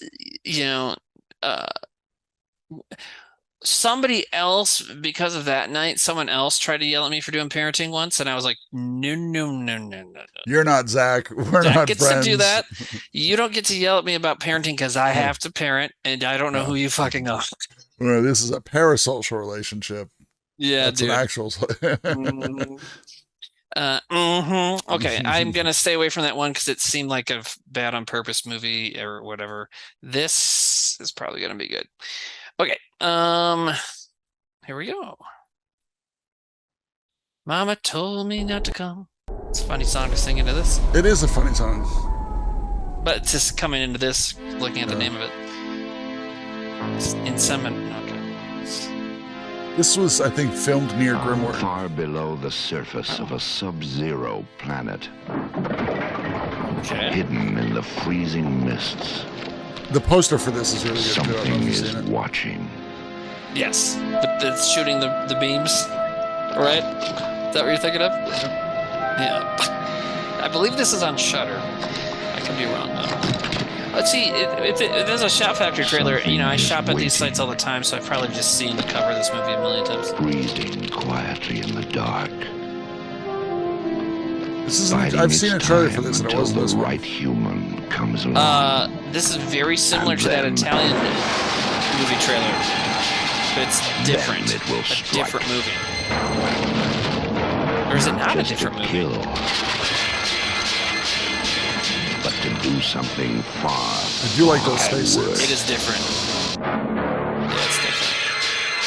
But it's very similar to that Italian movie, which I think somebody submitted tonight too. That Italian miners finding aliens movies. That is so close to TOS. Anyone left alive to witness that was the like event. extremely close to Variola. I love that guy's death. Yeah, that was good. Which will be a pity, because it promises to be a very, very unusual birth. Oh boy. Oh, I feel bad for that lady. Jimmy, do you know the Blu-ray company called Indicator? A horrific From the UK? nightmare is about to become What about a him? reality. Just want to know if you know about it. Oh, because Grimwood asking. Inseminoid, far from human. Yes, that last shot. Problematic. Okay, it's a Shaw Brothers movie. What the or one of them? That's fucking crazy. That last shot was This great. is both on Tubi and Pluto. Hell yeah, dog. I watched a shit ton of Pluto today. Look at that cover. Oh, the cover was there on the Blu-ray at the end of the trailer. That's great. I thought that was a great trailer, and that last shot was fantastic for a movie. Like, think about it. The last shot, the legs open, and this crazy creature head comes out, and then it says "Inseminoid." It's like, got me. It would have been better if it started crooning. You know, if it You mean like started in singing. Spaceship. Well, I mean, but also in Spaceballs, a crooning alien. Oh, you're talking about, oh, yeah. God. I have to go to the bathroom, but oh my God. Jesus. I'm going to be thinking about that for a while. Yeah, just that head comes up between her legs and goes, blue moon, blue, blue, blue, blue, blue, blue moon. It'd be great. 2 points for me. I thought it was fantastic, and that last shot made my night. That was almost as good as the alien. They didn't know if it was a boy or a girl. Yeah, I'm gonna have to go 2 points too. Grimward says it really needed a soundtrack by Smash Mouth. And Implicate says, Mama told me not to come. Yeah, and I was saying that as it started, I was like, oh my God, it matches so well. Yeah, Grimward, you're right. Grimward says this is filmed 10 minutes down the road for me. Anyways. Oh, chat gave it 3. They gave it 77%. It's the first 3 points of the night. That's 7. 4 points for us. Because you 7 gave points. it 2. Yep. And I give it 2. Yep. So that is 7 points to Voodoo Cowboy. BDCB. BDCB. I enjoyed Blue that. Moon. That Yeah, it was I feel great. I really need to see that now. Just I need seems to so fucking fucked up. I need to go back and look at this question about indicators somebody asked. A great boutique Blu-ray company called Indicator. They have a box set of films by Norman J. Warren, which includes this. Okay. I think I have an Indicator movie. Somebody give me a number. Cash on Demand. Is that an Indicator movie? I think so. Do you think they wrote the name of the movie first and then wrote the script after? Yes. I absolutely. Oh, no. Yeah, I do have an Indicator movie, a Cash on Demand, which is a 50s or 60s movie with Peter Cushing and another British guy in it. And it's a Christmas bank robbery movie, but it's based on a play, and it takes place in one room, and it's basically just these two guys in a game of wits trying to figure out, one guy's trying to rob the other. It's fantastic. I know it sounds boring, but it's awesome. And it's a Christmas bank robbery movie. I'm working up a Christmas crime-like night to watch here, and I got a Reindeer couple on the Games. list. Reindeer Games would be a good one because I don't have any bad movies on the list, so Ben Charlize Affleck was the Theron, bomb though. in Reindeer Games. Yeah. No, they say that about Phantoms. It's a joke. I know it's a joke. Well, it was a joke from the. Okay. What are we watching? Blue Moon. Problematic. What? Did you pick it from the wrong person? No. It just paused. No. Because it's been submitted more than once, right? The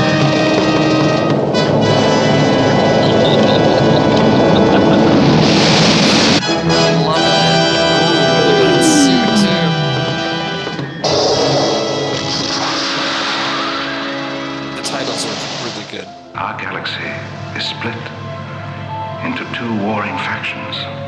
Our own, and the one ruled by the evil Count. What's that guy's name? Zartan, Richard Burton?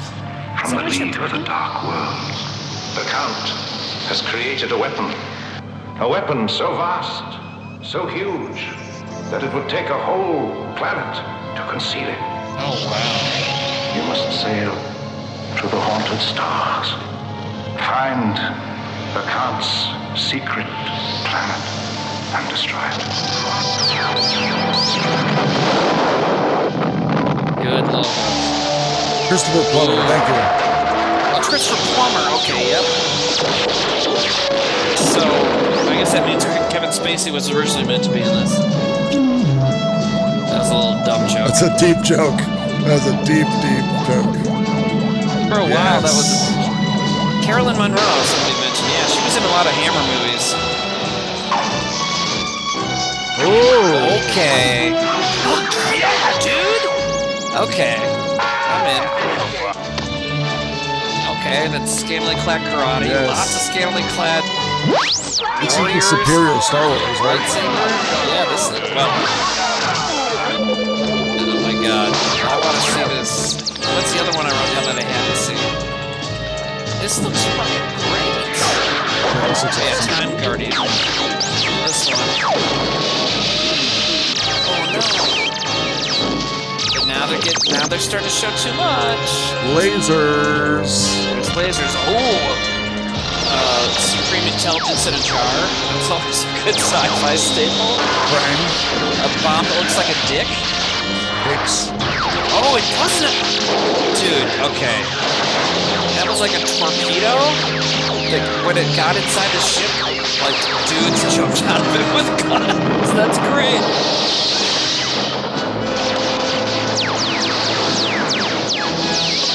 Oh, it's even in Dolby. Oh man, that was really good. That was really good. What do you think? I'm like flabbergasted. That was great. Because okay, it had so many things everything. I like. Oh yeah, and it doesn't look like it's a bad movie. You know what I mean? It looks like it's a good movie. And it came out in 79, and didn't Star Wars come out in 79? 77.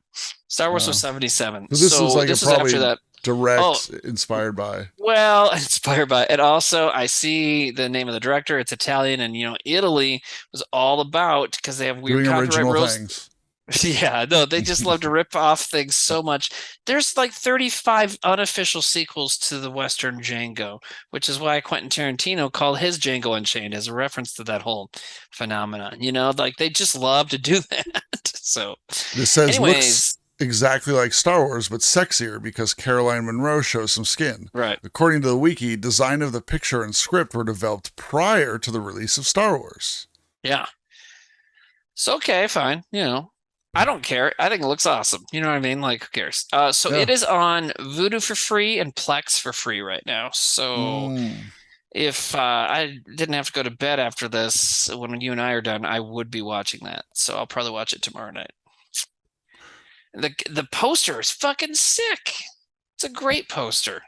Let me see it. Yeah, it's Can I save it? Wow, chat didn't give it 3 points. It got close, but yeah, I'll pull it up. we're not speaking to them. Is Soylent Green sci-fi? It's sci-fi, but I don't know if it fits in with the theme here, which is sci-fi not connected to contemporary times in any way. Which I think Soylent Green is recent enough that it would. Just like I wouldn't say, actually no. The Planet of the Apes movies would be off the. They would not be allowed, right? I don't think Sam would dig the Planet Apes movie submission for this theme. Yeah, I think that's like the twist of it, so. Well, not even the twist of it, but the first movie, they are from our time and get stuck. Oh, true. Yeah, man, this poster is hot lava. Is it the same one? Are you showing it right now and I'm missing? Yeah, that poster is fucking awesome. First of all, it's a great drawing of a sexy lady with a gun right on the front. Then you have this dude that is not Luke Scott. That one is like by someone who is too horny. That one was drawn by someone who's too horny. And look at that guy. That looks like the whitest kid Reddit is obsessed with saying that anyone with black hair and big eyes looks like me, but that bad drawing of that guy looks like me, right? It looks like if I had a shitty goatee, which I do. Yeah. That next one was an exact copy of the fucking Star Wars poster. Did you see God. Yeah, that's so funny. That is so. But that's one thing. The thing is It's about David Hasselhoff. No. Yeah. What? Yeah. No. I didn't even know that. I don't. Yeah, David Hasselhoff as Simon. What the fuck?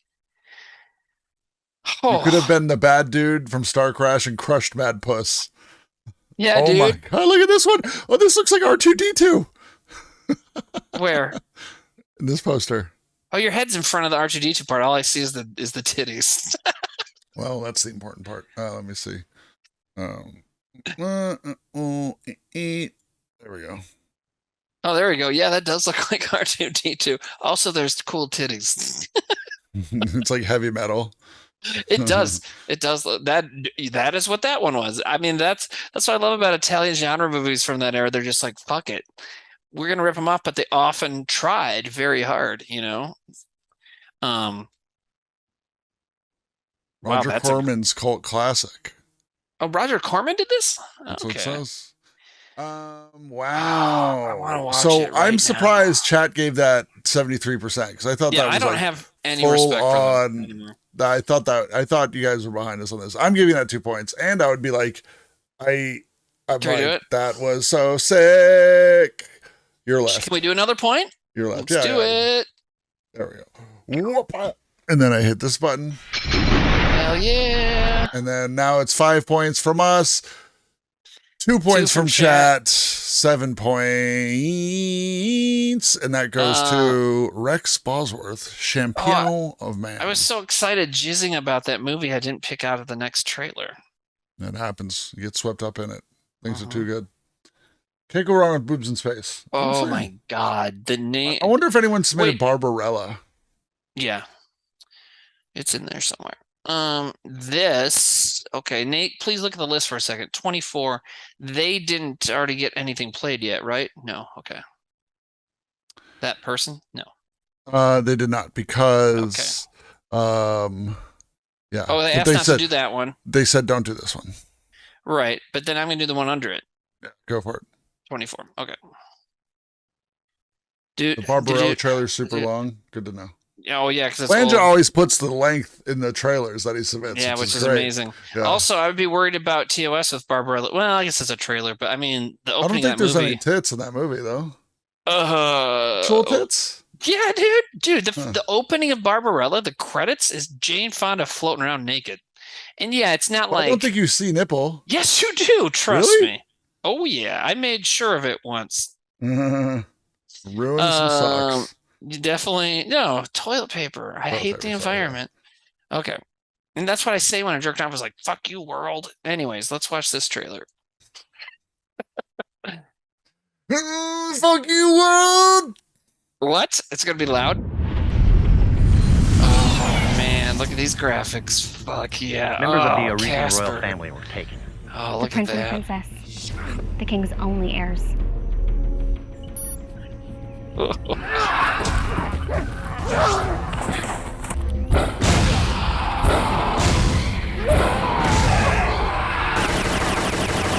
Dude, this looks fucking awesome. Is that Casper Van Dien? Yes, Casper Van Dien. Origin, Earth. Yep. He's so handsome. that is a much better. That's an old headshot. Sided with the enemy. Labeled a traitor. I saw his daughter in something recently. Really? Interesting. I don't know anything about any captive. I like that guy. I don't know who that is. There has been a lot of activity in the Great Moons lately. Who are you? I am Sinjin. You need only call me master. You barely hear him through the mask. Yeah, it's called. We have visitors. Called post-production, guys. That alien with its head missing and a red dome thing was cool. You teamed up with some bad guys. Some sort of plan for world domination, blah, blah, blah. My job was to find you. That Cynthia Rothrock? It is. Hell yeah. My prices are extremely reasonable. Audio is awful. Yeah, it's really bad. Whoa, I like that. A little bit of gore. A little fake spin kick. That's phenomenal. So, what's next, Captain? Simple. We save the universe.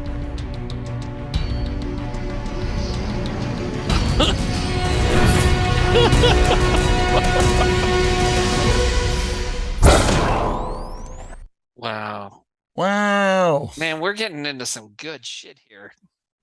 Yeah. Also, look at all the trailers selected that you can pick on here. Look at that one, Star Paws.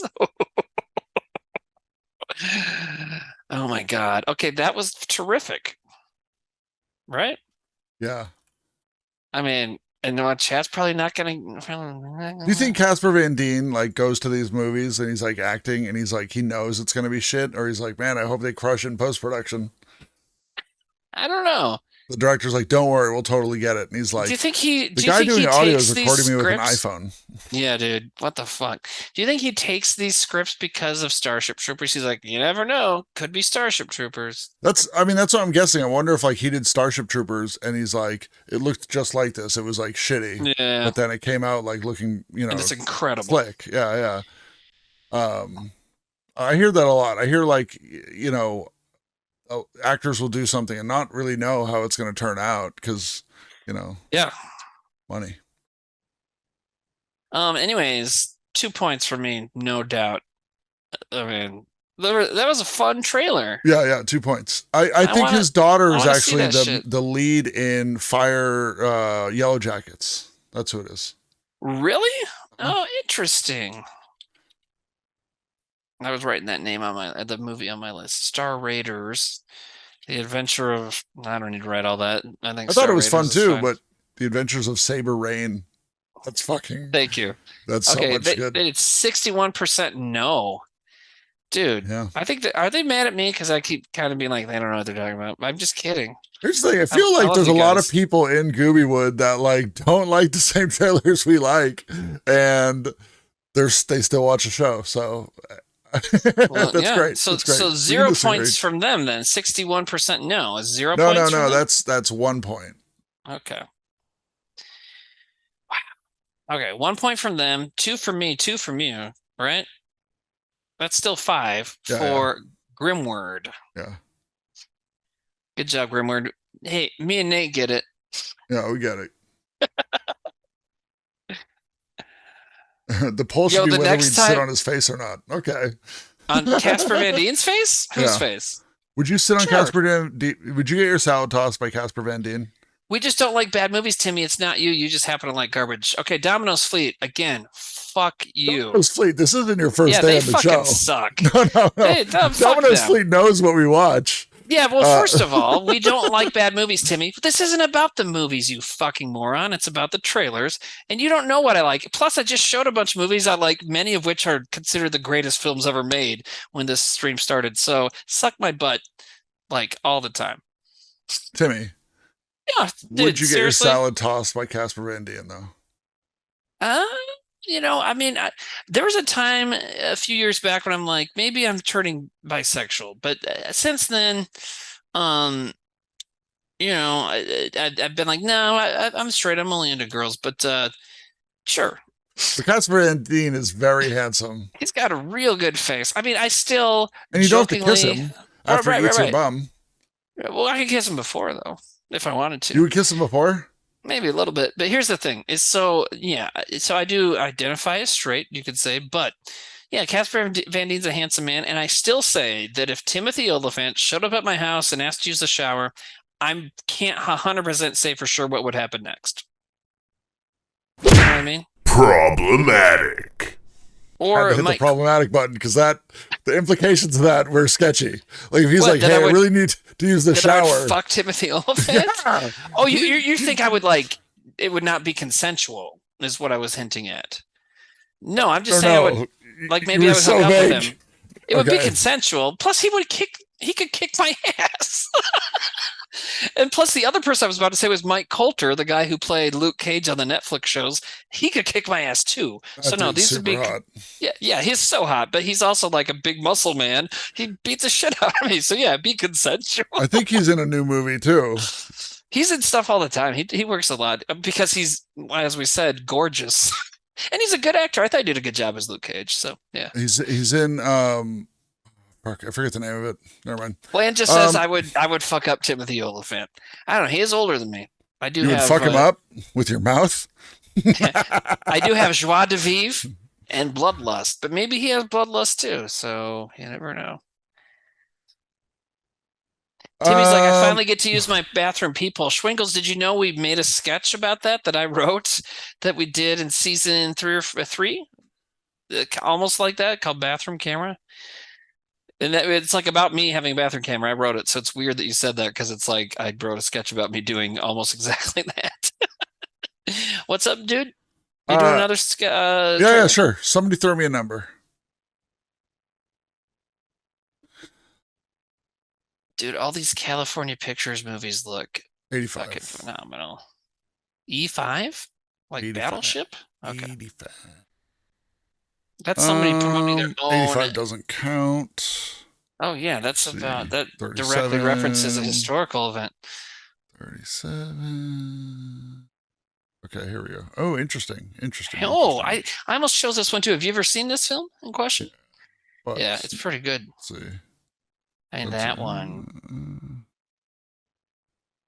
Interesting. I'm kind of more interested in this one then. So. Yeah. That one I've always been interested in seeing the movie. I've never watched the trailer for it though. So this will be interesting.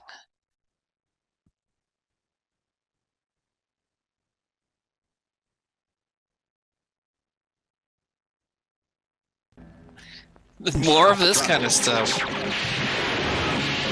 Love it. Galaxy of Terror. This shit never gets old for me. Just the board games. Yep. Same here, man. Hell has just been relocated. A trailer, also Roger Corman produced. I'm very surprised it's not been submitted. I don't know if I'm going to say it though. They're out there. It's been waiting a billion years to scare you to death. Trapped in a living maze of terror. Oh my god, that's awesome.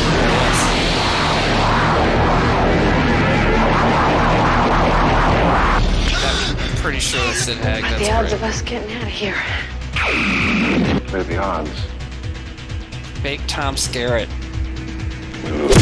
Edward Albert and Aaron Moran battle hordes. What did he just say after he kissed her?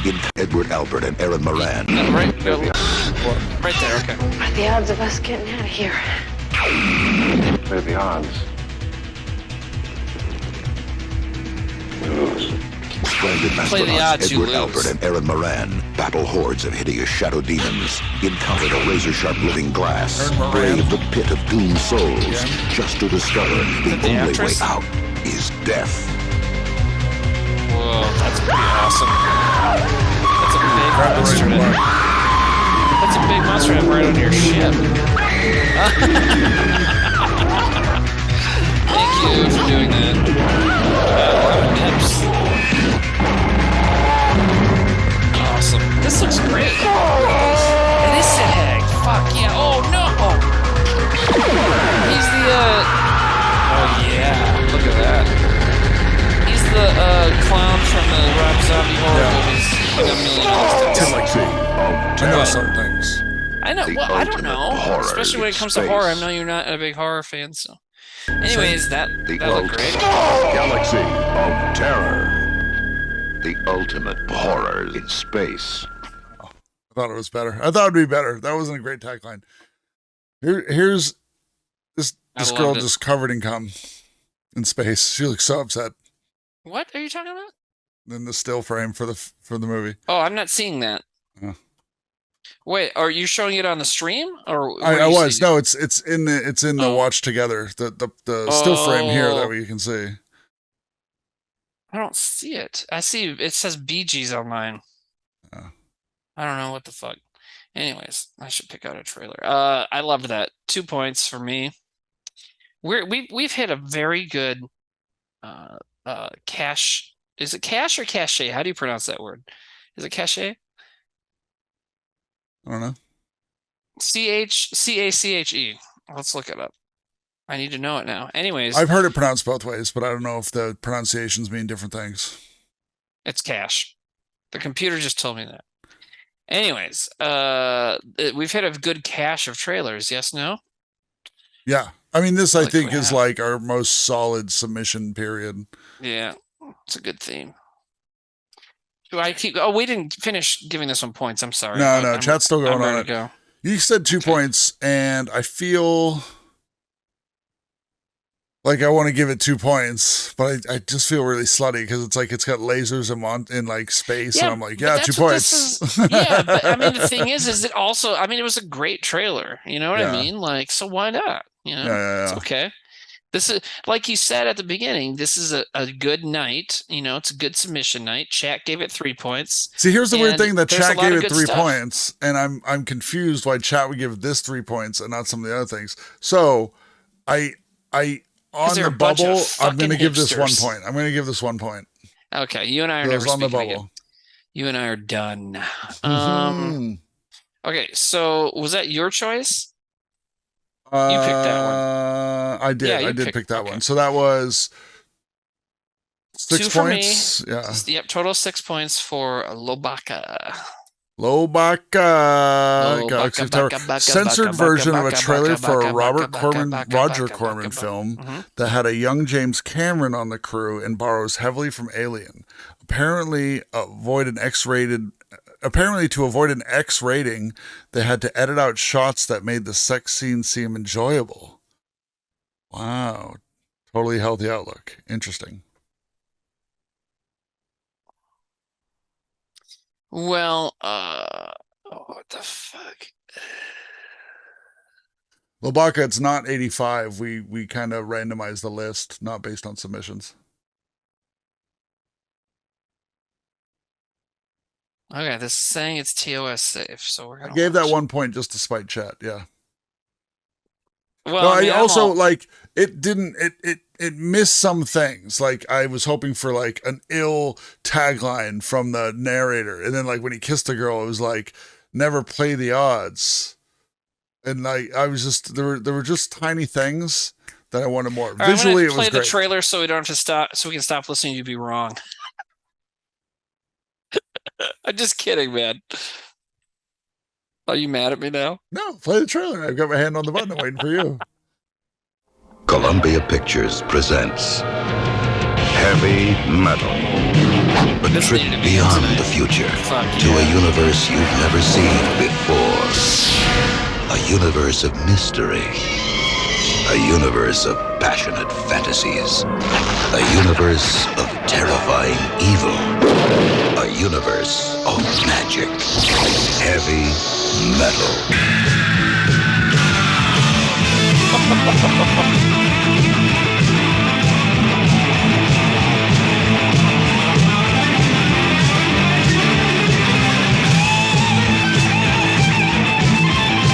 Heavy Metal, to me, like a magazine and a concept, is just still so bizarre. It's fucking awesome, like in a silly way. I love it. Heavy Metal, a step beyond science fiction. I feel... Featuring the music of Devo, Donald Fagen, Cheap Trick, Black Sabbath, Blue Oyster Cult, Grand Funk, Sammy Hagar, Stevie... Oh my god. Donald Fagen was from Steely Dan, if you didn't know. Yeah, I knew that. I wish the trailer had more to it, but it's not one story, right? It's a bunch of small stories. No, it's an anthology. John Candy voices like a purple naked alien guy in it at one point. I think the concept that Heavy Metal is a magazine, and it's like, yo, I like to draw scantily clad barbarian space ladies, and somebody's like, Yeah. yo, I like to do that too. And then Yeah. they're like, yo, you want to make a magazine, see if anyone else likes that? And they're like, hell yeah. And then I just love that exists. I actually went to college with a guy that like he was in like tattoo magazines, and he was just a normal looking guy, and then he would like took his shirt off, and his whole back, like his whole body was covered in like heavy metal ladies. That's awesome. Like specifically from the heavy metal comic stuff From and cartoons? the magazine, yeah. Wow. Great. I liked it. It was too short. But a lot of fun, crazy shit going on in there. Yeah, there was a lot going on. I do wish it was longer, so I think I would only give it like 1 point, because it's like, yes, I like this. I just wanted more. Yeah, so I'll give it 1. You're gonna give it 1. What's chat giving it? Chat is still voting, but they look like are split down the middle. It's Yeah, 50-50. sure are. 50-50. Up, it's 52-50. Up. Yep. If you're not voting, this is your vote. Yep. No. So this got 1 3 point from points. chat. So 3 points. Who put those 3 points in? Oh shit! We already gave this person points today. The Ilium works again. Oops. That happens. They only got 3 points though. Okay. Sorry about that, everybody. Well, I thought you sorted by name, but I don't see. Oh, yeah, it is right above. Oops, sorry. God, I'm an idiot. Anyways, okay. All right. I was gonna ask for a number, but Kit Black just said 5250, and so I'm gonna use that as numbers. Let me see.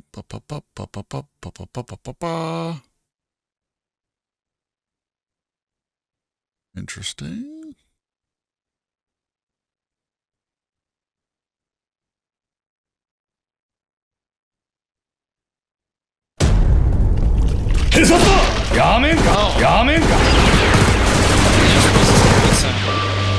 I've never seen this. I've watched part of it.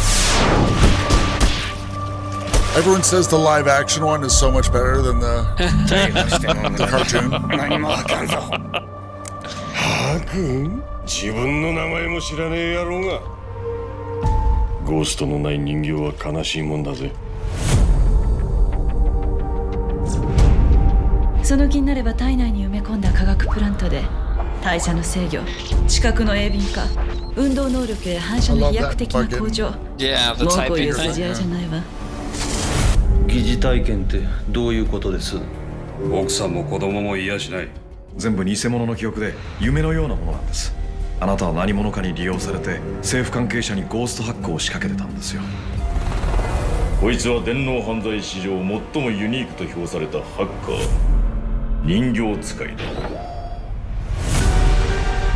私は情報の海で発生した生命体だ。ここにこうしているのは私自身の意志。バカだ。あの擬態、 I didn't know this 私に came 似 to てなかっ IMAX. That's cool. 自分のゴーストが信じら Have れ you ない。 seen this, Nate? I've never seen it. Yeah. 私みたいな I've 完全 never に seen 擬 it all 態 the way 化した through. 細胞群。 It's 誰でも考え fucking heady. It's a もし real かしたら自分は heady. とっくの昔に死んじゃってて。あの擬態の中にいるのが何なのか、どうしても確かめなくちゃならないの。我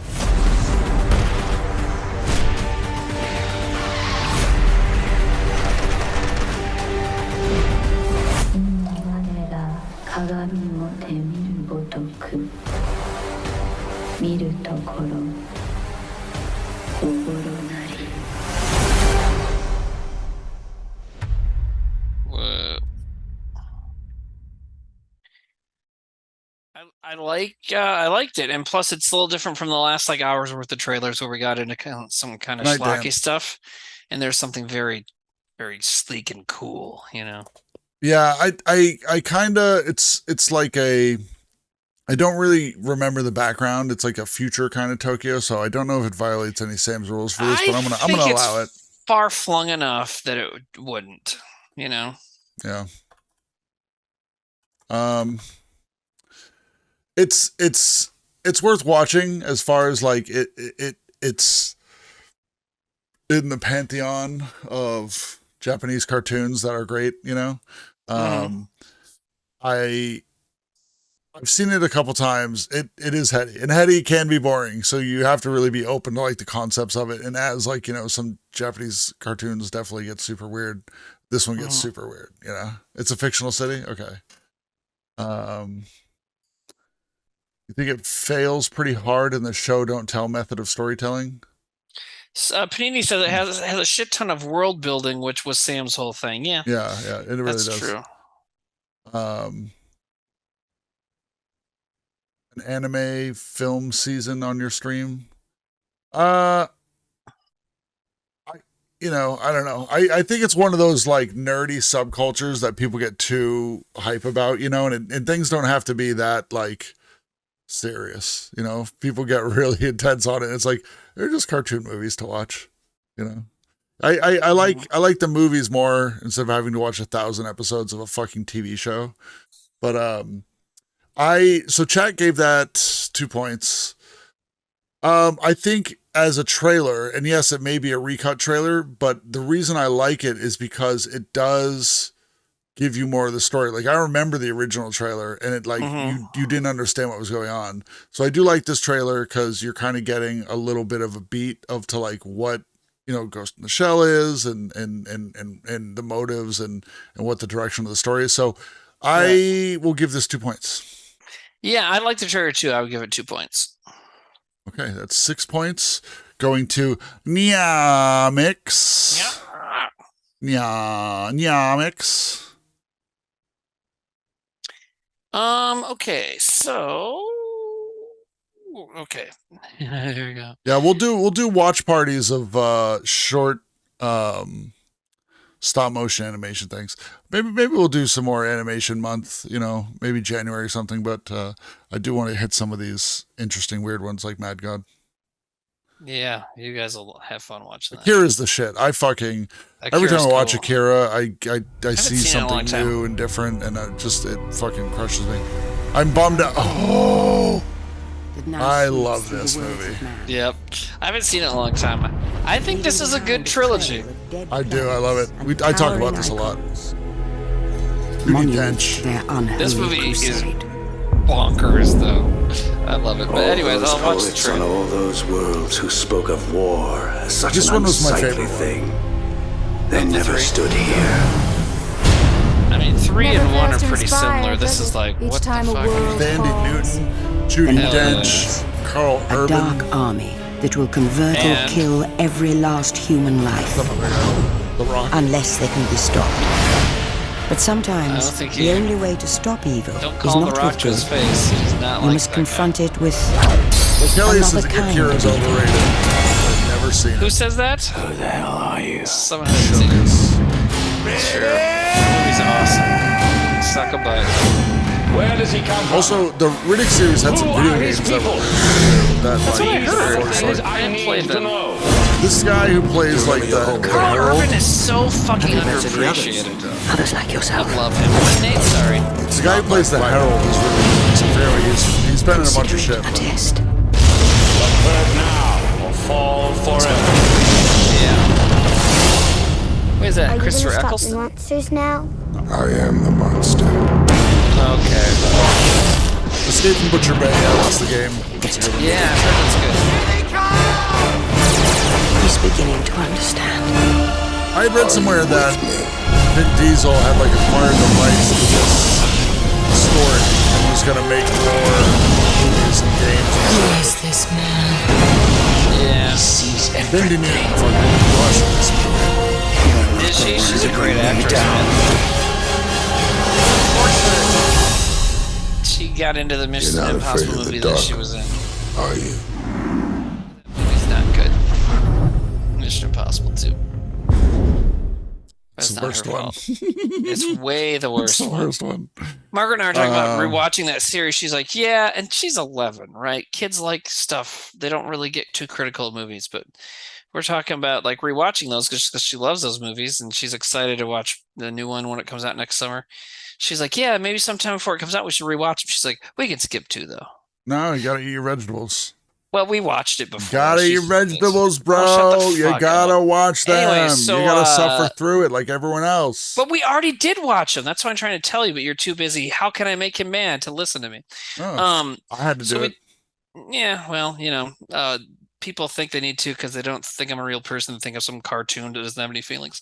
Anyway, so we've already watched number 2, so we don't need to watch it again. I mean, yeah, it's not good.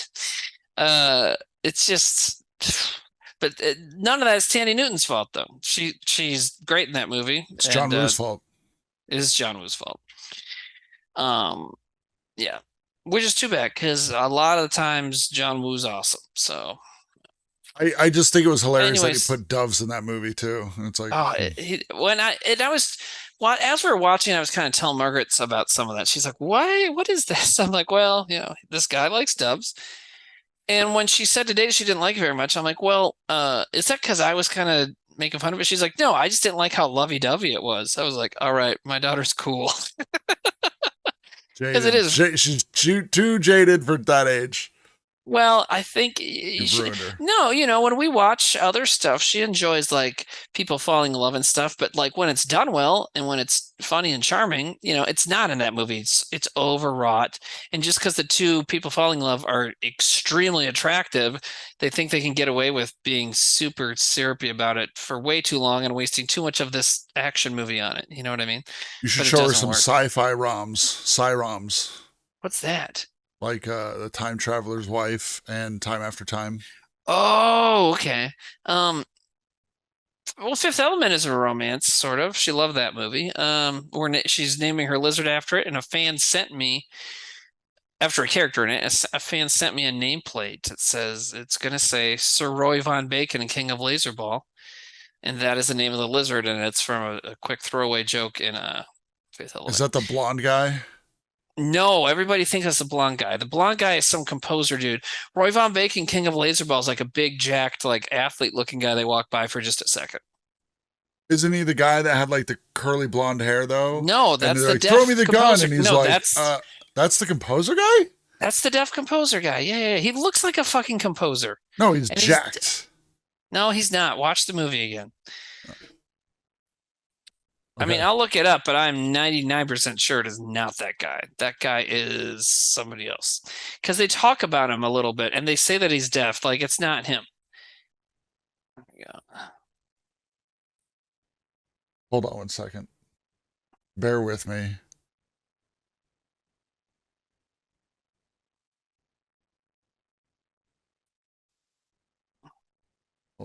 Hold on, everyone. I'm looking it up too, because I could be wrong. But like I just saw, all right, that's Roy Von Bacon there. And then this is all right. So if this is the actual way the scene breaks down, it's interesting. That's Roy Von Bacon. This guy. That big Not guy the that he blonde high guy. fives. The big guy that he high fives. Okay. What I've been telling you. Yeah, it's almost like I knew what I was talking about. This guy's huge too. No, I'm not saying but like if you look at it, if this is the original cut to it and he's saying stuff so fast, he's like, Roy Von Bacon, and cuts to this guy. This is what stuck in my head as being Roy Von Bacon. Because that guy's actually pretty big too. The guy with the blonde hair. Right. But that guy is obviously big. And they mention that guy being deaf and then they show him being deaf. So it's not Roy Von Bacon. All right, fine. Yeah, Neomics we did. Asking if we watch something. Anyways, that's what we're going to name the lizard after. By the way, so chat gave that 1 point. They gave like 52%. Oh, we didn't even talk about that movie. No, we started talking about Mission Impossible, and then you spent a lot of time trying to prove me wrong about a movie, which is always a great idea. So... Okay, when I do prove you wrong about a movie, it's gonna be so harsh. It's gonna be good. We're never gonna forget. We're never gonna forget. And we're both gonna be like in our 80s, and it's gonna be a good time. So Chronicles of Riddick, I really love that one. It's a fun, I think the world trailer. building for it, and like there's so many small details I really, really enjoy about that movie. And that was like a big movie. And Vin Diesel's part of it. Like he's great in it, but he is such a small, it's not like the Vin Diesel Riddick. Like everyone in that is really good. So I really enjoyed it. I'm going to give that 2 points. Chat gave it 2 points. I'll give it 2. So 6 points for Giuseppe. Giuseppe. Okay. Just P? Is that what you said? Yeah, that's just how you pronounce it. Will you, chat, pick a single number? How many more are we going to do, by the way, man? It's up to you. We can do 2 more. We can start to be like, all right, let's we just do did 2 more. about 15. We're at about 15, I think we've rated. So we usually do 20, but ish. Yo, we can do 2 or 3 more each. What do you think? Yeah, let's just do 3 more each. I do have to go to the bathroom, though. 3 more each. So right. I'm going to go pee. Poop. No, just pee. Kiwi's got diarrhea. If I had to poop, I'd say let's watch 1 more trailer each.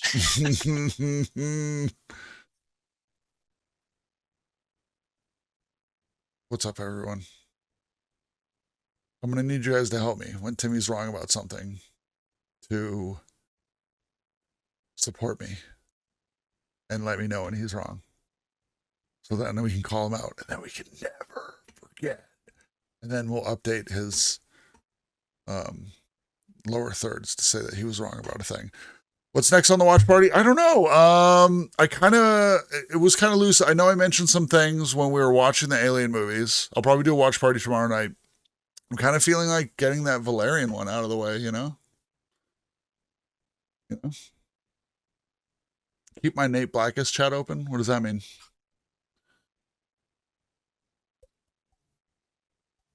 All right. Let me find a movie. 114 is too big. 63. Let's see 63. Oh.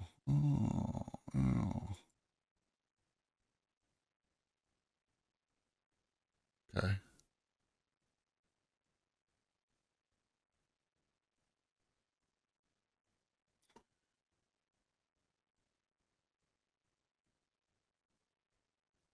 Timmy's pompous reign has gone too far. He gets really nerdy about it. And the funny thing is I've been nerdy and that guy, you know, but there's always like, everyone has a friend when you're into something that's kind of like niche and subculture, and then there's like one person that needs to know everything. And as I've aged, and if you haven't figured this out yet, you don't have to be that guy. You know, there's always going to be somebody that like knows more, you know, and if you know something, if you picked it up in passing, it's fine, but you don't have to like study everything to be the guy to know all the stuff. Because then, you know, you end up like other people. And like, oh, this guy knows all the stuff. I played D&D with a bunch of people, and they were all like, well, actually, Dungeon Master, and it was like, just let them play the game. They're the DM. You don't have to tell them how to play the stuff, you know? So keep it loose. Keep it loose. You have more fun keeping it loose. Why are some of the VODs missing, Barry McCalkiner? We had a lot of audio issues with some of the old ones, so it's literally just on me. We're updating, re-editing some things. There are some episodes where people have asked their names not to be used, so I just haven't put them up yet. It is okay not to know everything. Somebody tell Timmy that. What's going on? Timmy's pompous reign has gone too far. What is that person saying they're going to get banned for? What up, Dr. Darren? I had something in my hand. I put it down, and I don't even remember what it was, but I was like, okay. Definitely. Why do I have a pompous reign? My pompadour? I wish I had a pompadour. I bet I could make this hair into a pompadour with enough wood glue. Salad Tossers United. Yeah. You ever had your salad tossed? It's pretty neat. Maybe a little. I can't remember. Have you met a millennial? All right. Let us watch a new trailer. These are the cheesy Pringles. Someone asked. All right. There must be some place in this world we can live in peace with our people. He is from a future world, trapped in another time, searching for his past. Fuck yeah. A hunter of incredible power and strength. In his quest for his origin, he and the woman he loves must fight hostile tribes, battle deadly beasts, and try to survive the violent forces of a newly born Earth. He is the warrior known as Yor. His medallion holds the key to his destiny. His courage makes I was him literally master about to of be the like, this world is in not chaos. sci-fi, and then I saw a laser beam. His enemy uses the weapons of tomorrow there is to sci-fi. It's for the enslave future. a He time primitive travel. planet. But his passion for freedom will set his people free. His passion for freedom. His passion for Yor, freedom the will set hunter his from people the free. future. Okay. God damn, that is a weird ass movie. That sounds like a slogan from a conservative running for office. My passion for freedom will set you free. It appeals to emotions, says nothing about what they're going to do. They're going to spend their whole term just yelling about trans people, you know, like most of them. Like most conservatives. I'm just mad because we re-elected Kristi Noem and I'll never understand it. Anyways, that was a good trailer. And I like... You know what is a fun, maybe sub-genre of hard sci-fi or whatever, is loincloth sci-fi, right? When they have like, they somehow have like barbarians or caveman people, yeah, you know, that get involved in a science fiction situation. It's a lot of fun, you know? So it's fun to see like a caveman guy running around in fur stuff with a club, getting shot at with lasers. Comic book nerd version, Kazar, who was like this dude. He was basically Marvel's version of Tarzan. I always thought that was Kazar. I don't know, man. Go look it up. Maybe you can be right about that. Anyways, it's you know, he like lives in the savage land, but then like, you know, like regular ass sci-fi people can show up and, you know, yeah. Swords and Sandals as a genre for an Swords and Sandals as a genre for an episode theme would be perfect, says Grimward. I agree. But Jack gave that trailer 52% no. And I did like it. About, I don't know, I wasn't super blown away, so I give it 1 point. I agree, 1 point. So 3 for Silent Alley. Or Ally, I forget. I think it's Alley. Okay. How do you spell Ally? Well, Ally is spelled that way too. A-L-L-Y. Well, then that's Silent Ally. Okay. Anyways, okay,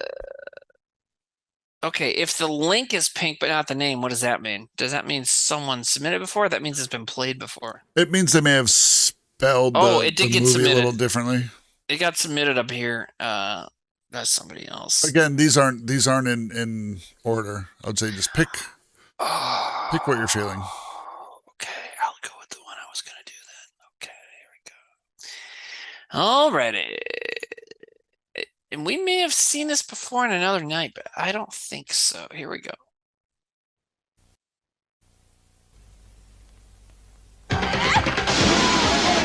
Dude, there's so many movies that look like this, right? Mike, I can't tell if I've seen this before or not. Exactly. But like, Sam really did thought they were fighting do a good only job against setting down the rules. Because like the rules that he set down created this night of just so much schlock, like dudes running down hallways covered in tubes, you know? But they were mistaken. And lasers. Oh boy. Yes. There's no laser so far though. No, there was a laser, wasn't there? Shocking dark. I mean, but this is definitely, you know. Fuller. Fuck you! A ferocious. Oh, he's like Terminator. You bastard! Fuck you! Good acting. Indestructible. Everyone only has shotguns. Ruthless Terminator. Ruthless Terminator. I wonder if there's like aliens or something. Oh my god. He's coming. I put this on the list. It's like coming day and night. Wow, that was weird. Wow, a weird ending. I loved it. Yeah. Solid. I mean, I'll give it 2 points. I liked it a lot.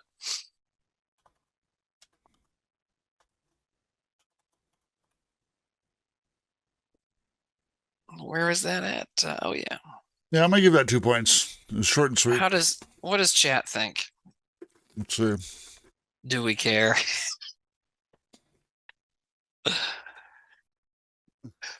Poop Riot, I agree. Okay, now I'm sold. The fuck you made me laugh. It was great. Fuck you, shoots with a shotgun. Yeah, that part. Fuck you. I have a shotgun too. It was funny that they all only had shotgun. Xenotechnic says technology, post-apocalyptic mutants, magic, wizards, and aliens. Thundar the Barbarian has it all. Yeah, that was a great cartoon from like 50s, 60s, and it was Hanna-Barbera. And then there was also a cartoon similar to that. Was it called The Humanoids? No, what was it called? There's a bunch of weird animals and these two cave people, kind of barbarian people in a futuristic sci-fi planet thing. Sectoids? No, not insectoids. It's something like that, man. Herculoids. Thank you, Xenotechnic. Herculoids. There we go. They got 2 points from chat.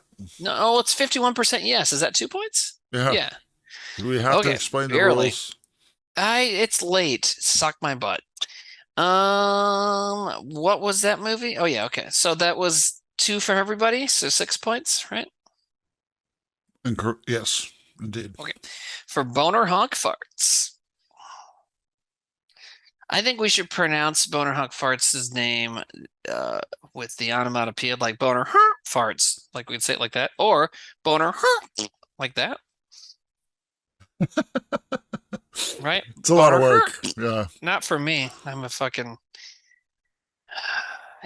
voice master. Boner Honk Farts is such a good name though. It really is.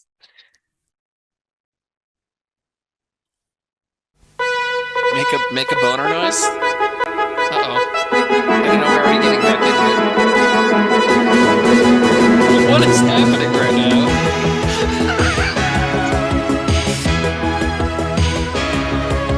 Oh shit! We're stealing this. Yeah, take it, man. So good. That's so good. Is this the one with On the edge of our galaxy. I'm listening. More stuff. Yes. Where alien warriors compete for the. Don't. If you pause it, I'm gonna. No. I murder fucked you. something up. Sorry. I had started over. Chat couldn't see it because I'd fucked up the framing. Okay, well that's fine. We want to make sure chat can see it.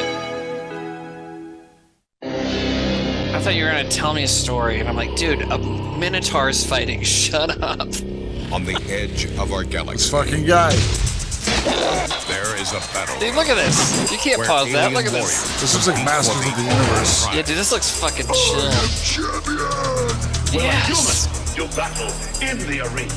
Now, where is the challenger? She's from that movie. You ever thought about the arena, Yes. Steve? It ain't gonna work. This guy's. What are we talking about, though? But I know what you mean. She was like a robot. You're talking about arena fighting. It's not for me.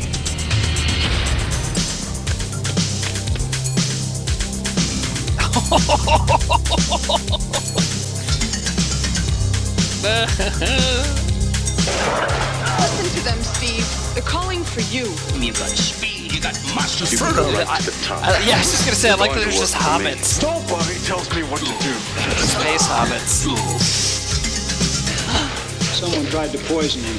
Sorry, kid, but I'm afraid your fighting days are over. Looks like another Not gonna get away with this. Yeah, I was gonna say, well, the other guy with was like a low-budget Ferengi from Deep Space Nine. Rebecca says this is on Tubi.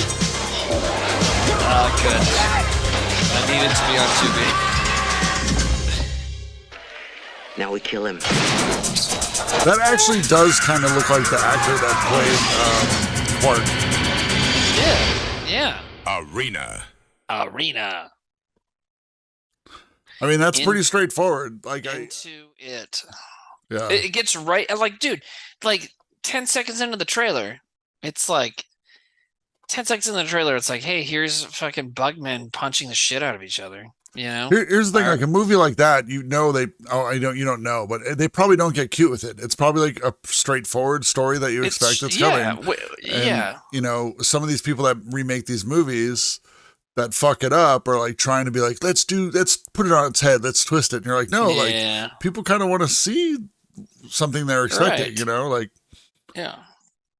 Is there a good place to stream these campy B movies? Yeah, a lot of them are on Tubi. So a lot of them are on Tubi. I've been looking up some of these. So Arena is on Tubi. I was about to look up Shocking Dark. It literally is Quark. Old Head Mike Show says, I Googled it. It literally is Quark. It's funny that I could like kind of tell it looked like him through the prosthetics. Oh, Shocking Dark is on the Arrow streaming channel, which I have, and they're also on Tubi. Okay. Yeah, if you go to our miseryloves.us submission site, if you scroll down to the bottom, you will see that I think Grimward has put together playlists on YouTube of a lot of the movies we watch. Oh, shit. Cool. Arena got a 91% yes. That's the highest rating of chat for the night. I, unsurprisingly, give it 2 points. I give it 2 points, too. It was great. I mean, it really was like wasted no time. Yeah.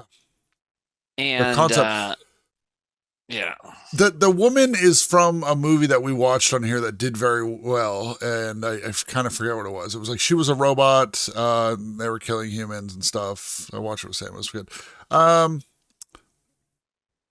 Anyone that has a Letterboxd subscription, filter the list of trailers we watched to see if they're on specific streaming services. Oh yeah, Lobaka has put together. Wait, what now? What now? Lobaka has put together everything we've seen on the shows on Letterboxd lists, and you can sort them to see what they're streaming on. Oh, The Hidden. Great. Thank you, Flanja. Thank you, Hidden. Flanja. Yep, and Maniac Cop 2. That's right. I just watched both those movies like a month ago. So, she's also in Half Past Dead, starring Steven Seagal and Ja Rule. So, what are you giving that for points? As many as I possibly can. 2. 2. That's 2. Yes. Me 4. Chad gave it 3. That makes 7. She's in Babylon 5. Yeah, so many weird space show connections. I referenced the anyway. No, you were saying something about a movie, and then we talked about the Ferengi guy. Okay. What? What do you want to say? Too bad we didn't record these shows where it could be like, it's another character from Babylon 5. What now? And you were like, oh yeah, somebody from a Ferengi looked like they were from the never mind. 7 points going to Flanja, always bringing the heat. Flanja. Did you do that one or did I do that one? I did that one. I did that one? You did that one? I did that one. Okay. You have, I think, 2 more left, and I have 1 more. Okay. That sounds right. Okay. I feel like I'm running out of choices. I guess we could do that. Okay. Did we watch any of this person's yet? No. Weird. Number 25. No. But, I mean, we've watched this movie. We've watched this movie. Right. Well, no, that's it. Now you're a different person. Okay, so I'm going to do this one. Well, why is this one pink, though? It means it also was submitted by somebody else. Oh, but we could just watch this. Okay, let's just watch this then. Okay. Choose either one. It doesn't matter. I'm doing this one. It sounded a little bit You've seen crazier. Star Wars. You've seen Star Trek. Now the ultimate star adventure. Space Mutiny. Somehow I doubt it. Space colonists are trapped on a never-ending voyage of terror, death, and destruction. There's so many movies that look like this. In space. What are all these bodies for? When anyone is under suspicion, they're immediately arrested, tortured, and given the truth. However, if they seem... Was that toilet paper? Culloden freezes them. Vicious pirate ships bombard the helpless crew of the starship Southern Sun, while fanatical mutineers seize control from within. Bunker out of control. Collision imminent. And there is only one man who can save them. Starring Reb Brown. I did what I had to do. Don't you think I realized a good man died? John Philip Law. Ryder must be eliminated at once. James Ryan. Are there any other of you that wish to confuse freedom with treason? Cameron Mitchell. It is now time. And introducing Sissy Cameron. Who we paid just enough for her to take her shirt off for once. I have something to show you. It's evil, ruthless. Hold on. I have something to show you. Like a puppet. That's crazy. Ruthless. On my way, idiot! my way, you idiot, on fire. He's like, just put me There's only out! one man on the ship who's capable of combat. What a shame to burn out these lovely teeth. I do have one weakness.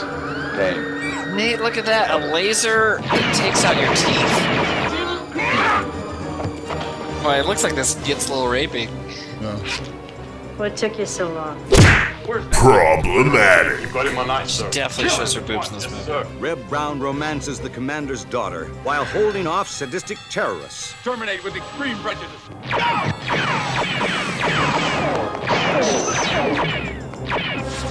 I love that like, I know it's just their marketing, maybe no one really believes it. By mysterious alien women. But just the idea that, like, this is the next Star Wars. I love that they thought that. Somebody thought that. Everybody working on this. Crew of the Southern Sun as they fight for their lives. Fuck it, this is it, you guys. Take it to Easy Street. Whoa, did you hear that line? Oh no, sorry. Take this, you space bitch. Take this, you space bitch. You feel if you're all in space, you're not calling people space bitches. Yeah, dude, you're in space. Like, so where are you if you're not a space bitch, too? Space. In space, there is no way out. Okay. In space, there's no way out.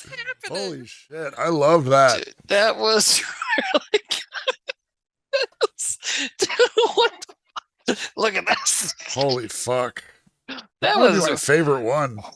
That was good, man. My stomach hurts a little from whatever genre this is, right? Pringles. Like what? Whatever. Hey, like, look, there's even a guy named Guy Pringle in this movie. I love Pringles. It's just what's funny to me is like we watch so many movies that are like in this like lane, and it's there's so many more, and like this is amazing for us that we've been able to watch like this narrow focus of a type of movie through like almost a whole episode. There's so many. Know? Well, and a lot of them are from between the late 70s and mid 80s, because that's when Star Wars and the Star Trek movies were a big deal then. And so I'm sure any space script, they're like, yeah, here's a couple $1 million, go do it. And they're trying to copy the Star Wars recipe of using unknown-ish people with a couple of more well-known guys in small roles, and it just hardly ever actually worked. A lot of people have said they've seen this as riff tracks or Mystery Science Theater. Okay, yeah. So, okay. I think we would be funnier. Yeah, we're great. 2 points. 2 points. What's chat giving it? They're almost done. What they give it? Oh, they gave it 2 points as well. So 6 points for Guy Incognito. I like that Guy Incognito is still playing, because I remember, Guy Incognito was the first to hit 100 points in season 3, so won season 3, and was like, I'm so happy I can take a break from submitting, from watching trailers all week to submit the trailers. Yeah. And he's still playing. Like everybody took a break after they won. Flanja chilled out a bit. Panwall chilled out a bit. Guy Incognito is just going on his victory lap now. So now I have one more trailer. You have one more trailer, then I have one more trailer. Is that what we're doing? Okay. I think so. Okay. That makes sense, because it's been about 3 hours and we normally wrap it up. All right. Okay.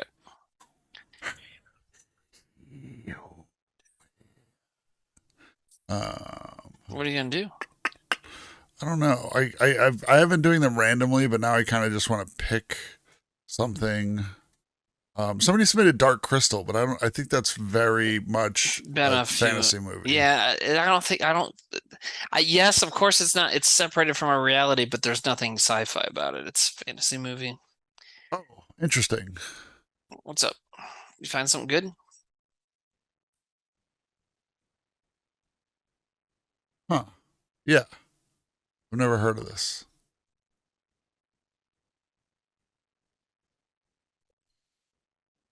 Interesting.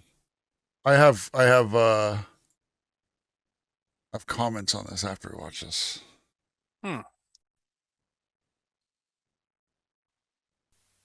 Oh, I've heard of this. An immortal being migrating silently through the universe, creating new stars in its wake.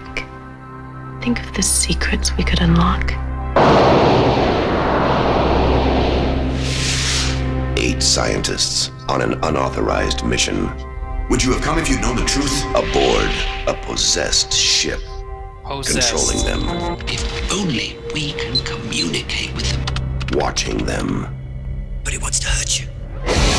Despising them. Where they're headed isn't the mystery. Ever hear of knocking?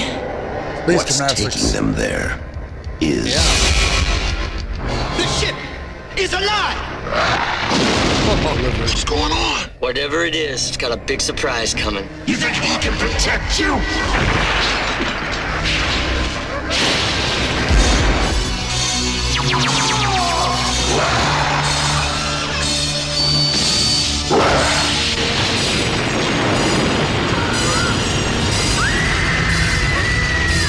Night Flyers, from the award-winning science fiction author George R.R. Martin.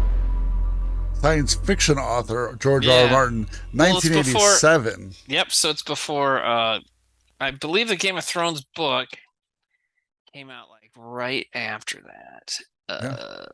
1996? Wow, way later than I thought. Okay, yeah. So yeah, at the time, and at the time he was also co-created and wrote the TV show Beauty and the Beast, which took place with Linda Hamilton and Ron Perlman playing the Beast, and it took place in modern day New York City. Night Flyers, they said it that George R. R. Martin did it, but it's funny that this was 87 before anyone really knew who he was.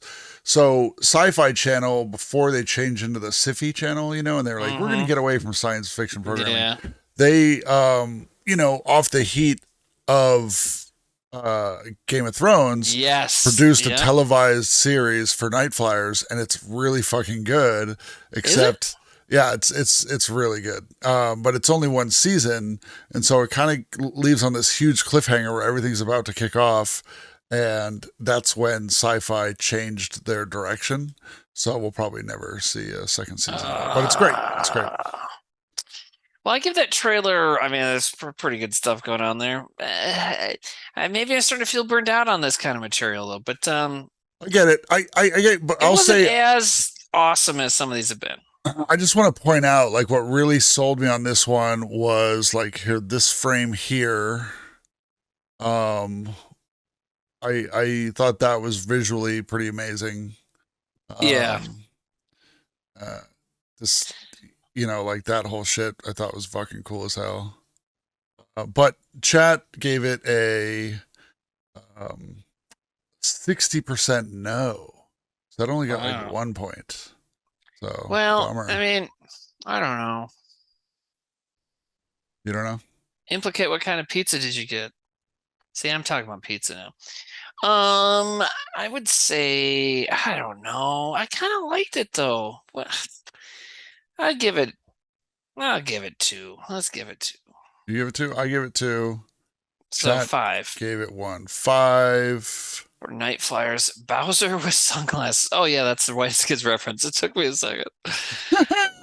Now Timmy's trying to figure out where everyone's username comes from. 5 points go to Bowser with sunglasses. Wait, no. Yeah, it's the whole thing. It's the whole thing. All right, Timmy, you get the last trailer of the night. You ready? Yeah.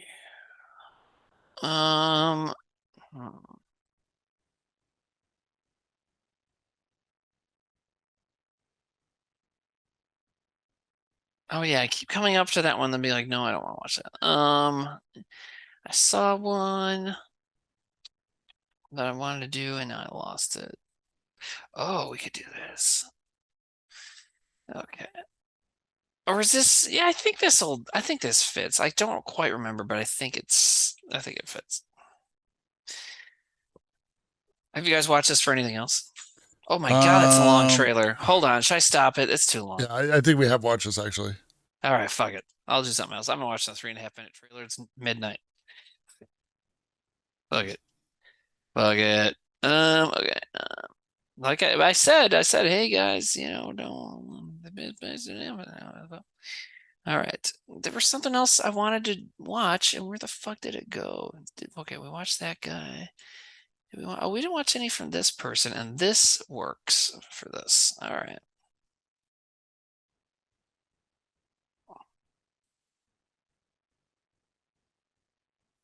219. We can do that. All right.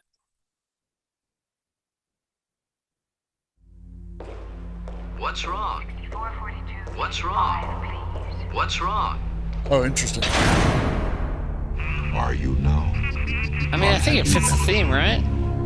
Well, I think so. What's wrong? Yeah.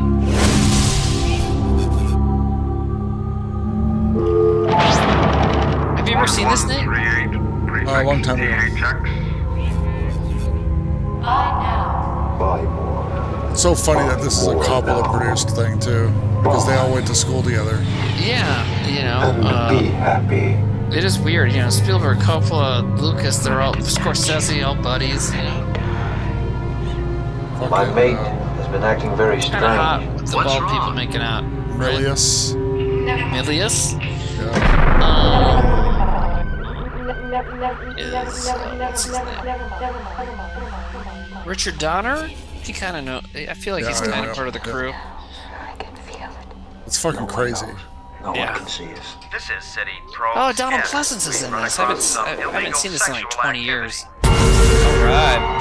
Dude, I want to watch bald people fucking. So I know loud. Sorry, Chad. I know what I'm searching for Reddit on after this. Bald people fucking. I love the character design of like the cop guys. Yeah, dude. And the all-white stuff, it's cool. It reminds us what's interesting about George Lucas, which is that he started out being kind of a more artsy dude, because this movie is way not like Star Wars, you know? Yeah. Very visual storyteller. Yeah, and kind of artistic. And he even said after he sold Star Wars to Disney and he was like done with it, he's like, I'm gonna go back to making weird like little art movies for myself. Like it's possible that George Lucas has been making films and he's just not putting them out. 1138. That was a very interesting Coming trailer. soon to your life. What the fuck? Oh, it's like a re-release thing.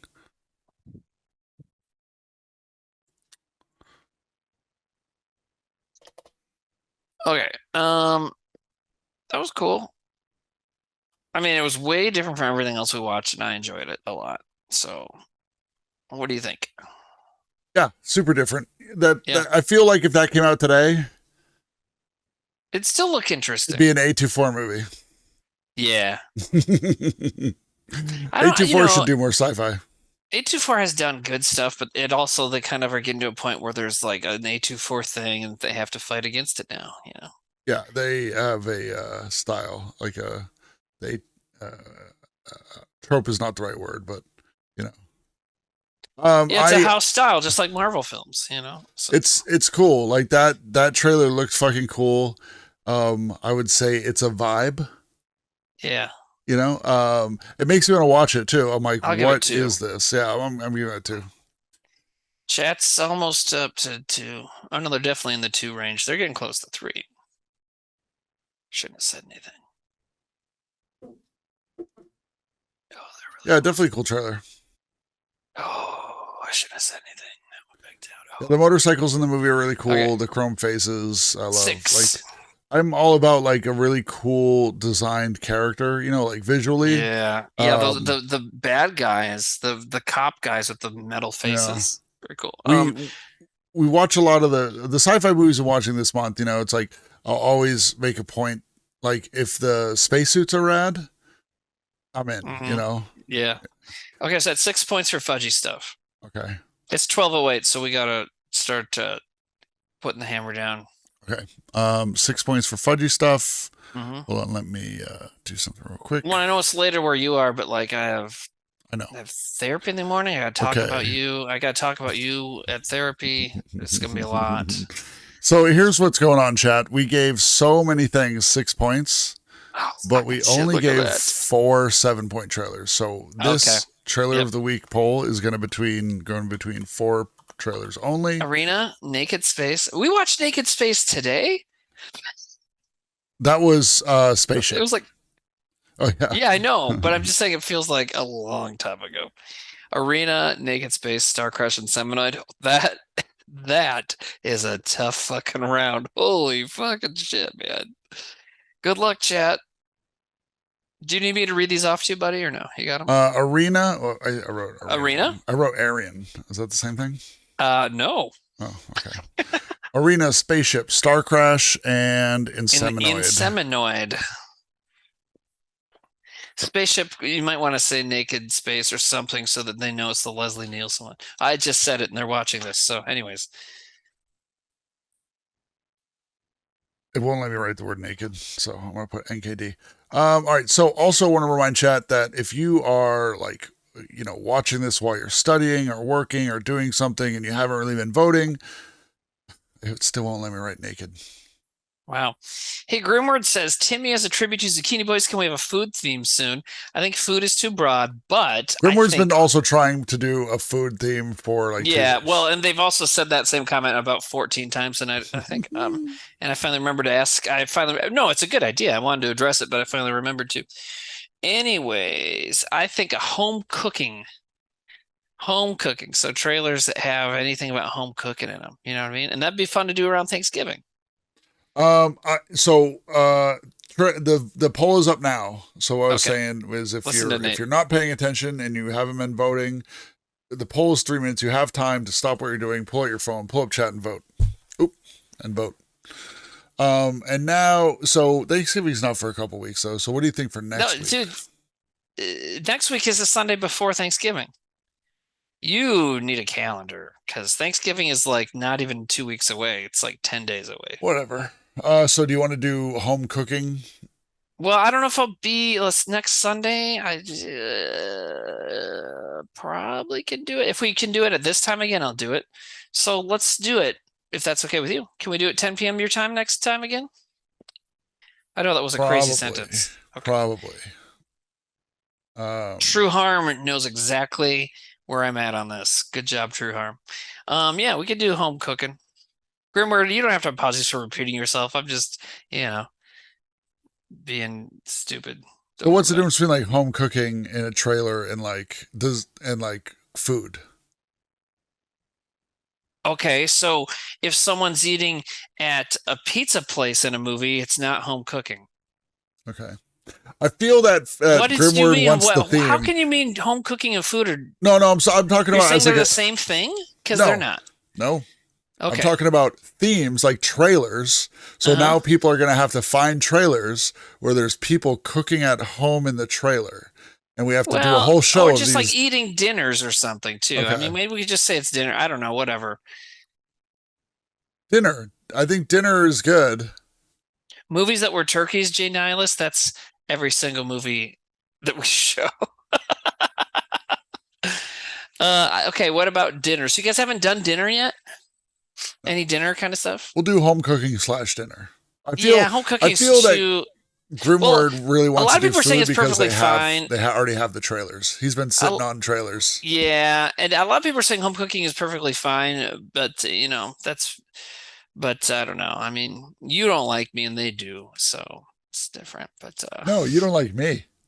You're sassy to me. I'm sassy to them more than I'm sassy to you. Just right now, coming home from dinner. It's because trying to say home cooking and food, you were like you said a weird thing that made me very confused. But now we're past it, so it's okay. I get what your confusion is, and I'm like, yeah, I know the difference between home cooking and dinner and food. You said, well, is home cooking food? I'm like, yeah, what? That's what I was confused about. No, but I'm talking about the theme for Luxelius, I get to say I'm sassy all the time. You don't, so I'm timing you out. Oh wow. So Kit Black did have an interesting one, but maybe we could also do it in December for Christmas. But it'd be coming home for a holiday. Well, maybe that should be this. You know what I mean? And a lot of that is going to have home cooking in it too. You know what I mean?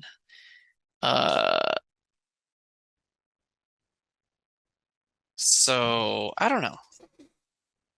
Trailers where they're cooking food. Yeah, but the thing is there is like, well, I mean, I was just going to say, the thing is there, then you would have to watch the trailer to make sure, but we want them to watch the trailers anyway, so. Rule number 1 is watch your own trailers. Yeah. Arena barely won, but, well, not barely won. Let's see how it went. But Arena got 51% of the vote, so out of 4, yeah, Arena fucking destroyed, so. So, the winner of tonight is Arena. Flanja. Flanja. What was your favorite trailer of the night? Well, that one was very good. Let's see here.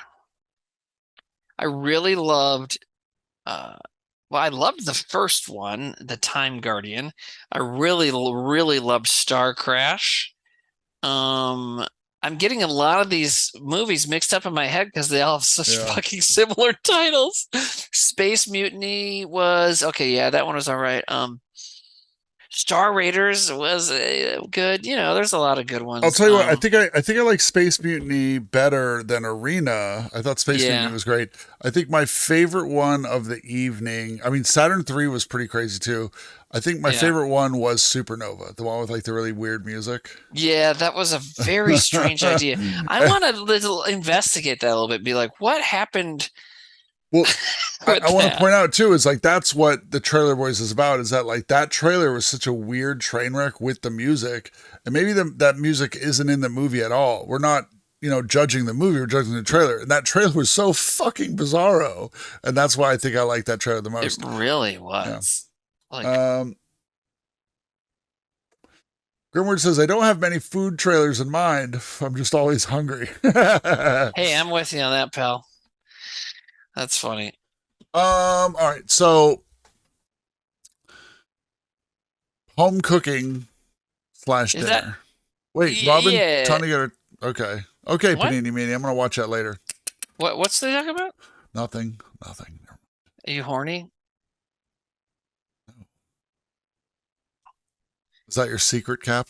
Remember when you made that joke? I still think about that joke. That was such a good one. What, that I'm always horny? Like, that's my secret, Cap. That's my secret, Cap. Which, my daughter and I have been watching The Good Place, and like, clip that.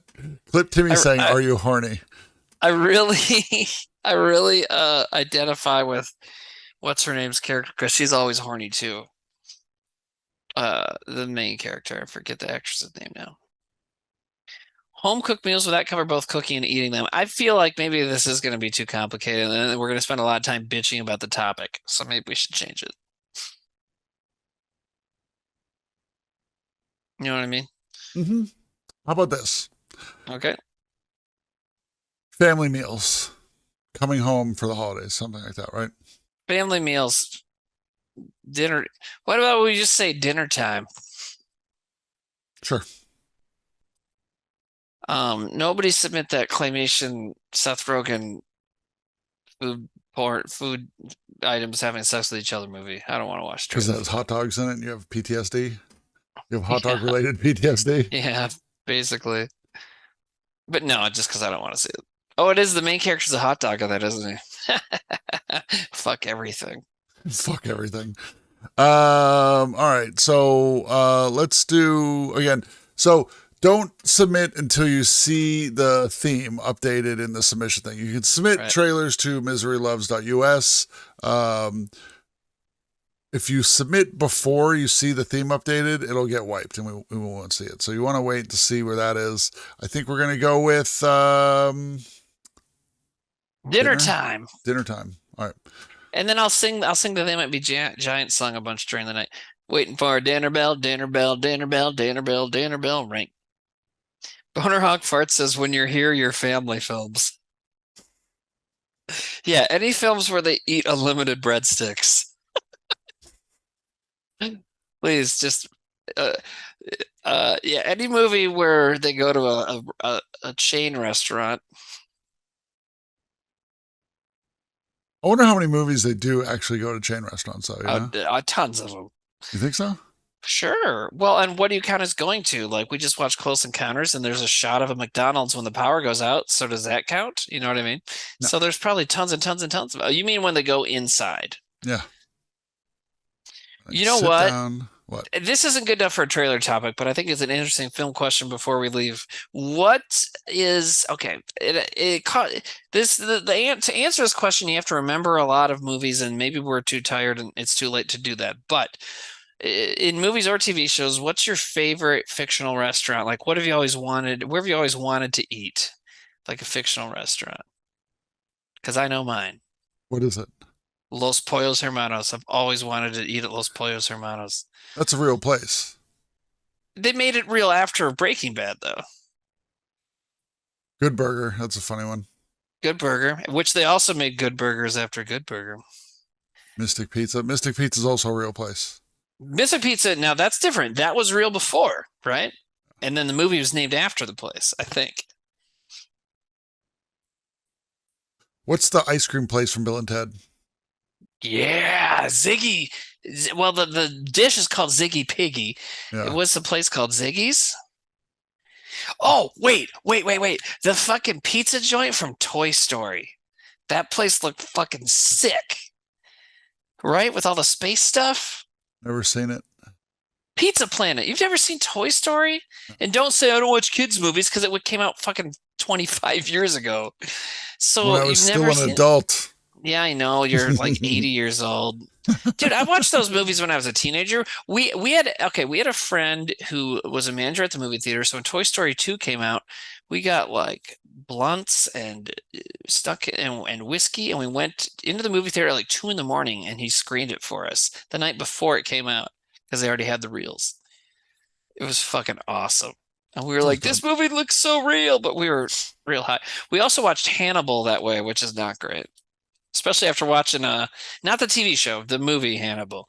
You know, the sequel to Silence of the Lambs that they made with that hilarious shot at the end where they eat Ray Liotta's brain. Oh yeah. I love that in the pigs. It's so ridiculous. It's good. I mean, it's not bad. Any food prepared in a Studio Ghibli film, okay? I guess we could talk about all the food from Skyrim. All that looks good. Sweet rolls. Let me guess, someone stole your sweet roll. I'm having trouble coming up with anything. What do you mean? Think about it. Any like fictional place. I'm like, fictional restaurant. Yeah. It is a weird question. The cantina place in Star Wars. Okay, I'm talking about eating. Food from Hook, Lydia Petunia. That's a good one. Oh, it seems so gross when they're shoving it in their mouth. So I don't know. But here, someone says the cantina in Star Wars. Okay, for vibes, oh sure, definitely agree. But I bet the food at that place is really bad. Right? The cantina in Star Wars, if they even serve food, that food sucks. It's terrible. Right? Well, yeah, Willy Wonka, that's a good one. Oh, yeah. Implicate says the food in Final Fantasy 15. And implicate to that, I say, because when you make up recipes and the chef goes like that every time. Let's see here. Well, they get it. You don't have to get all the jokes. They got it. It was for them. What did they eat in Lion King? Depends on which characters you talk about, because some of them ate the lions. Monster Hunter World. Yeah, so many good cooking in games now. Someone says the dinner in Temple of Doom. Shoot the eels, yeah. Chew the monkey brains. What about the other dinner they eat when they're in that like poor village when they don't have any food? They're just like eating like ground up bugs off of a leaf. What about that mushy stuff from Matrix when they're on the ship? Yeah. That's pretty much what I eat during the day anyway. All right, Timmy, you got anything else? What are you streaming this week? You playing some more I'm Costume still reading Quest? people's food answers. Oh, sorry. Last one, I agree with Grimward. I want to eat the prison meatballs and spaghetti from Goodfellas when they slice the garlic with a razor blade. Fuck yeah. I bet that food was so good, right? When do you think you'll do another Zucchini Boys? I really want to do one soon before Thanksgiving. I don't know. I mean, there's only one more Thursday before Thanksgiving, so maybe I'll do it on a different night. I don't know. I want to do one soon. Yeah, I mean, the schedule's pretty much free all week. You can do them whenever I know. you want. And I do need to finish Costume Quest too. I never did finish it before Halloween, so I should do that too. The pizza in Turtles 2 looks so good. At the starting, yeah, they have so much cheese, and they show all the people eating it. And then here's the best answer, then I'll leave. Resident Stevel says the Taco Bell of the future in Demolition Man. Dinner and dancing at Taco Bell? That's a good answer, right? That's a good one. Yeah. Because who doesn't want to like get all dressed up, take your favorite date to out for the night, and you still get to have a bean burrito? Those fucking shitty bean burritos at Taco Bell, love them so much. You know what I mean? There's something. What is OE? Jay Nihilus says you're rocking the OE back there. What is it? Old English? You drinking Old English? No, it's It's a maple syrup brown ale from Mayflower Brewing. Ooh, that's Plymouth, Massachusetts. Nice. Maple syrup what? Brown ale. That sounds good, man. Yeah, it's all right. No, I was like, oh yeah, it does kind of look like that. Okay. All right. Thank you, everybody, and I when I have time, I will get a lot of those VODs back online. It's on me, not Zach. Everyone's like putting on Zach. And I know we're super behind on Trailer Boys uploads. We do have the last Self-Suck just went live right before we started the show. Yep. Thanks everyone for hanging out. We're gonna raid Forest of Wires, aka Carl DeLinden. Tell me said hey. Hey, Lokelia says, I want to see Timmy and Nate kiss and make up. Do we have to make up? Are we mad at each other? No. People don't get our dynamic. No, it's just like people used to think that me and Trevor hated each other. I was like, I thought you hated Trevor. You did not. I was like, I would tell them, like, look up the term love taps. Yeah. No, but also the Trevor, Trevor had this interesting, and when we were at the, I'm sorry, I keep like starting a sentence and not finishing it. But when we were at the memorial, I think Sean said something really funny where it was like, when they were doing the show and they would interview people, and Sean was like, his instinct was to make fun of these people and be mean to them because he's like, they're so weird. And Trevor was always just so fascinated and had such like a genuine enjoyment of people being people and could deal with people, was never really shitty to them. And I think a lot of people kind of lose that, because he was like, a big fan of other people's weirdness, and he didn't make fun of them. You talking about when he had the Trevor Moore show? Yeah. And he would interview like the furries and the mediums and all that stuff. Yeah. But in life, he was kind of like, somebody would be super weird and he'd be like, interesting, and he would just be like, tell me more. And he wouldn't be like making fun of them, Yeah, that classic story of him and Sam at the strip joint in New Jersey. And the bartender lady is like arguing with someone on the phone, and they talked to her about it. And she was arguing with her boyfriend who was he got kicked out of his white supremacist punk band. And then they're like, are you a white supremacist? And she was like, yep. And they were like, ooh, okay, let's talk to you now, Yeah. And they're just like, holy there's boobies shit. over there, but we're there's locked like into naked this. women. And now we can talk to this fucking like half drunk Nazi who they said at one point said like, you wouldn't believe how hard it is to find a good white supremacist man. Yeah, I remember that line. That's the line of that story that sticks out. I just think that's like, what we would. Yeah, we would believe it. We definitely would believe that.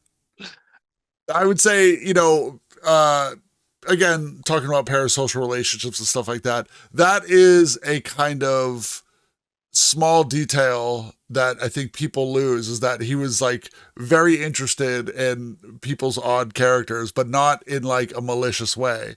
And so some people replicate that and they can be really mean, and and it's like, no, it's not really in the spirit of what he was doing. Right. Well, like when Trevor would make fun of me for being poor or from South Dakota or naive, it's because he was fascinated by me because I was a lot different from the other people he knew.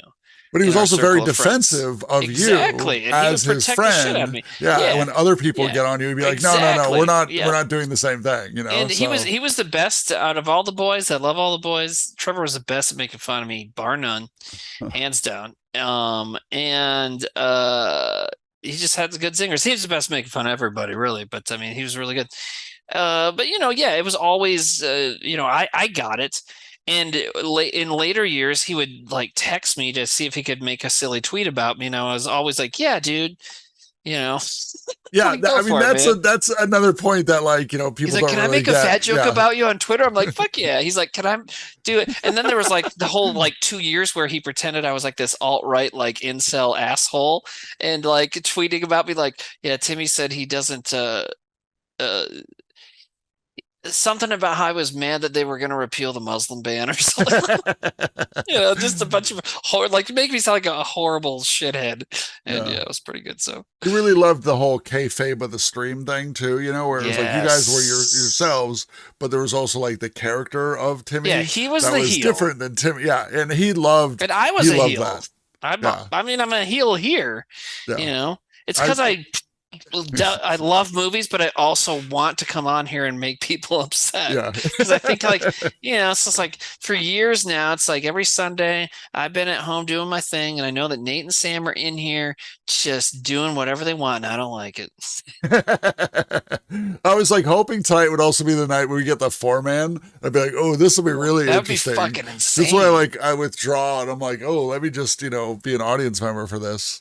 When I was on that one self-suck, I was like, it wasn't as fun, so I was like, I'm not a good character when I'm like watching what you guys do, and I'm super into that. So it's just a different thing. I do want to say, before we sign off, I think we got behind on this. Adventurous of Interest has resubscribed. Thank you very much. We got so far behind on that.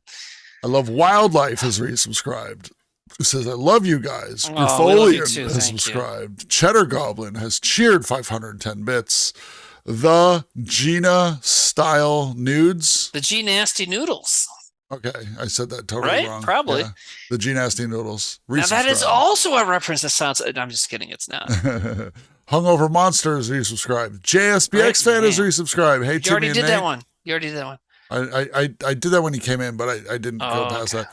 Fudgy Stuff gifted a tier 1 sub to Away Stork Away. Brained Amage has resubscribed. Woot woot. Bane damage, it says. Wingles has resubscribed. 2 years. Where does the time go? Disappears watching trailers, I guess. Happy anniversary to me. This is his 24th month. That's 2 years. Sam Hamich 808 resub for 23 months says, I might have to cancel my sub soon. What? They just said they resub for 23 months. What does that mean? They can still cancel it? And then Lobaka gifted a bunch of subs. Lobaka Call Me Kramer subscribed.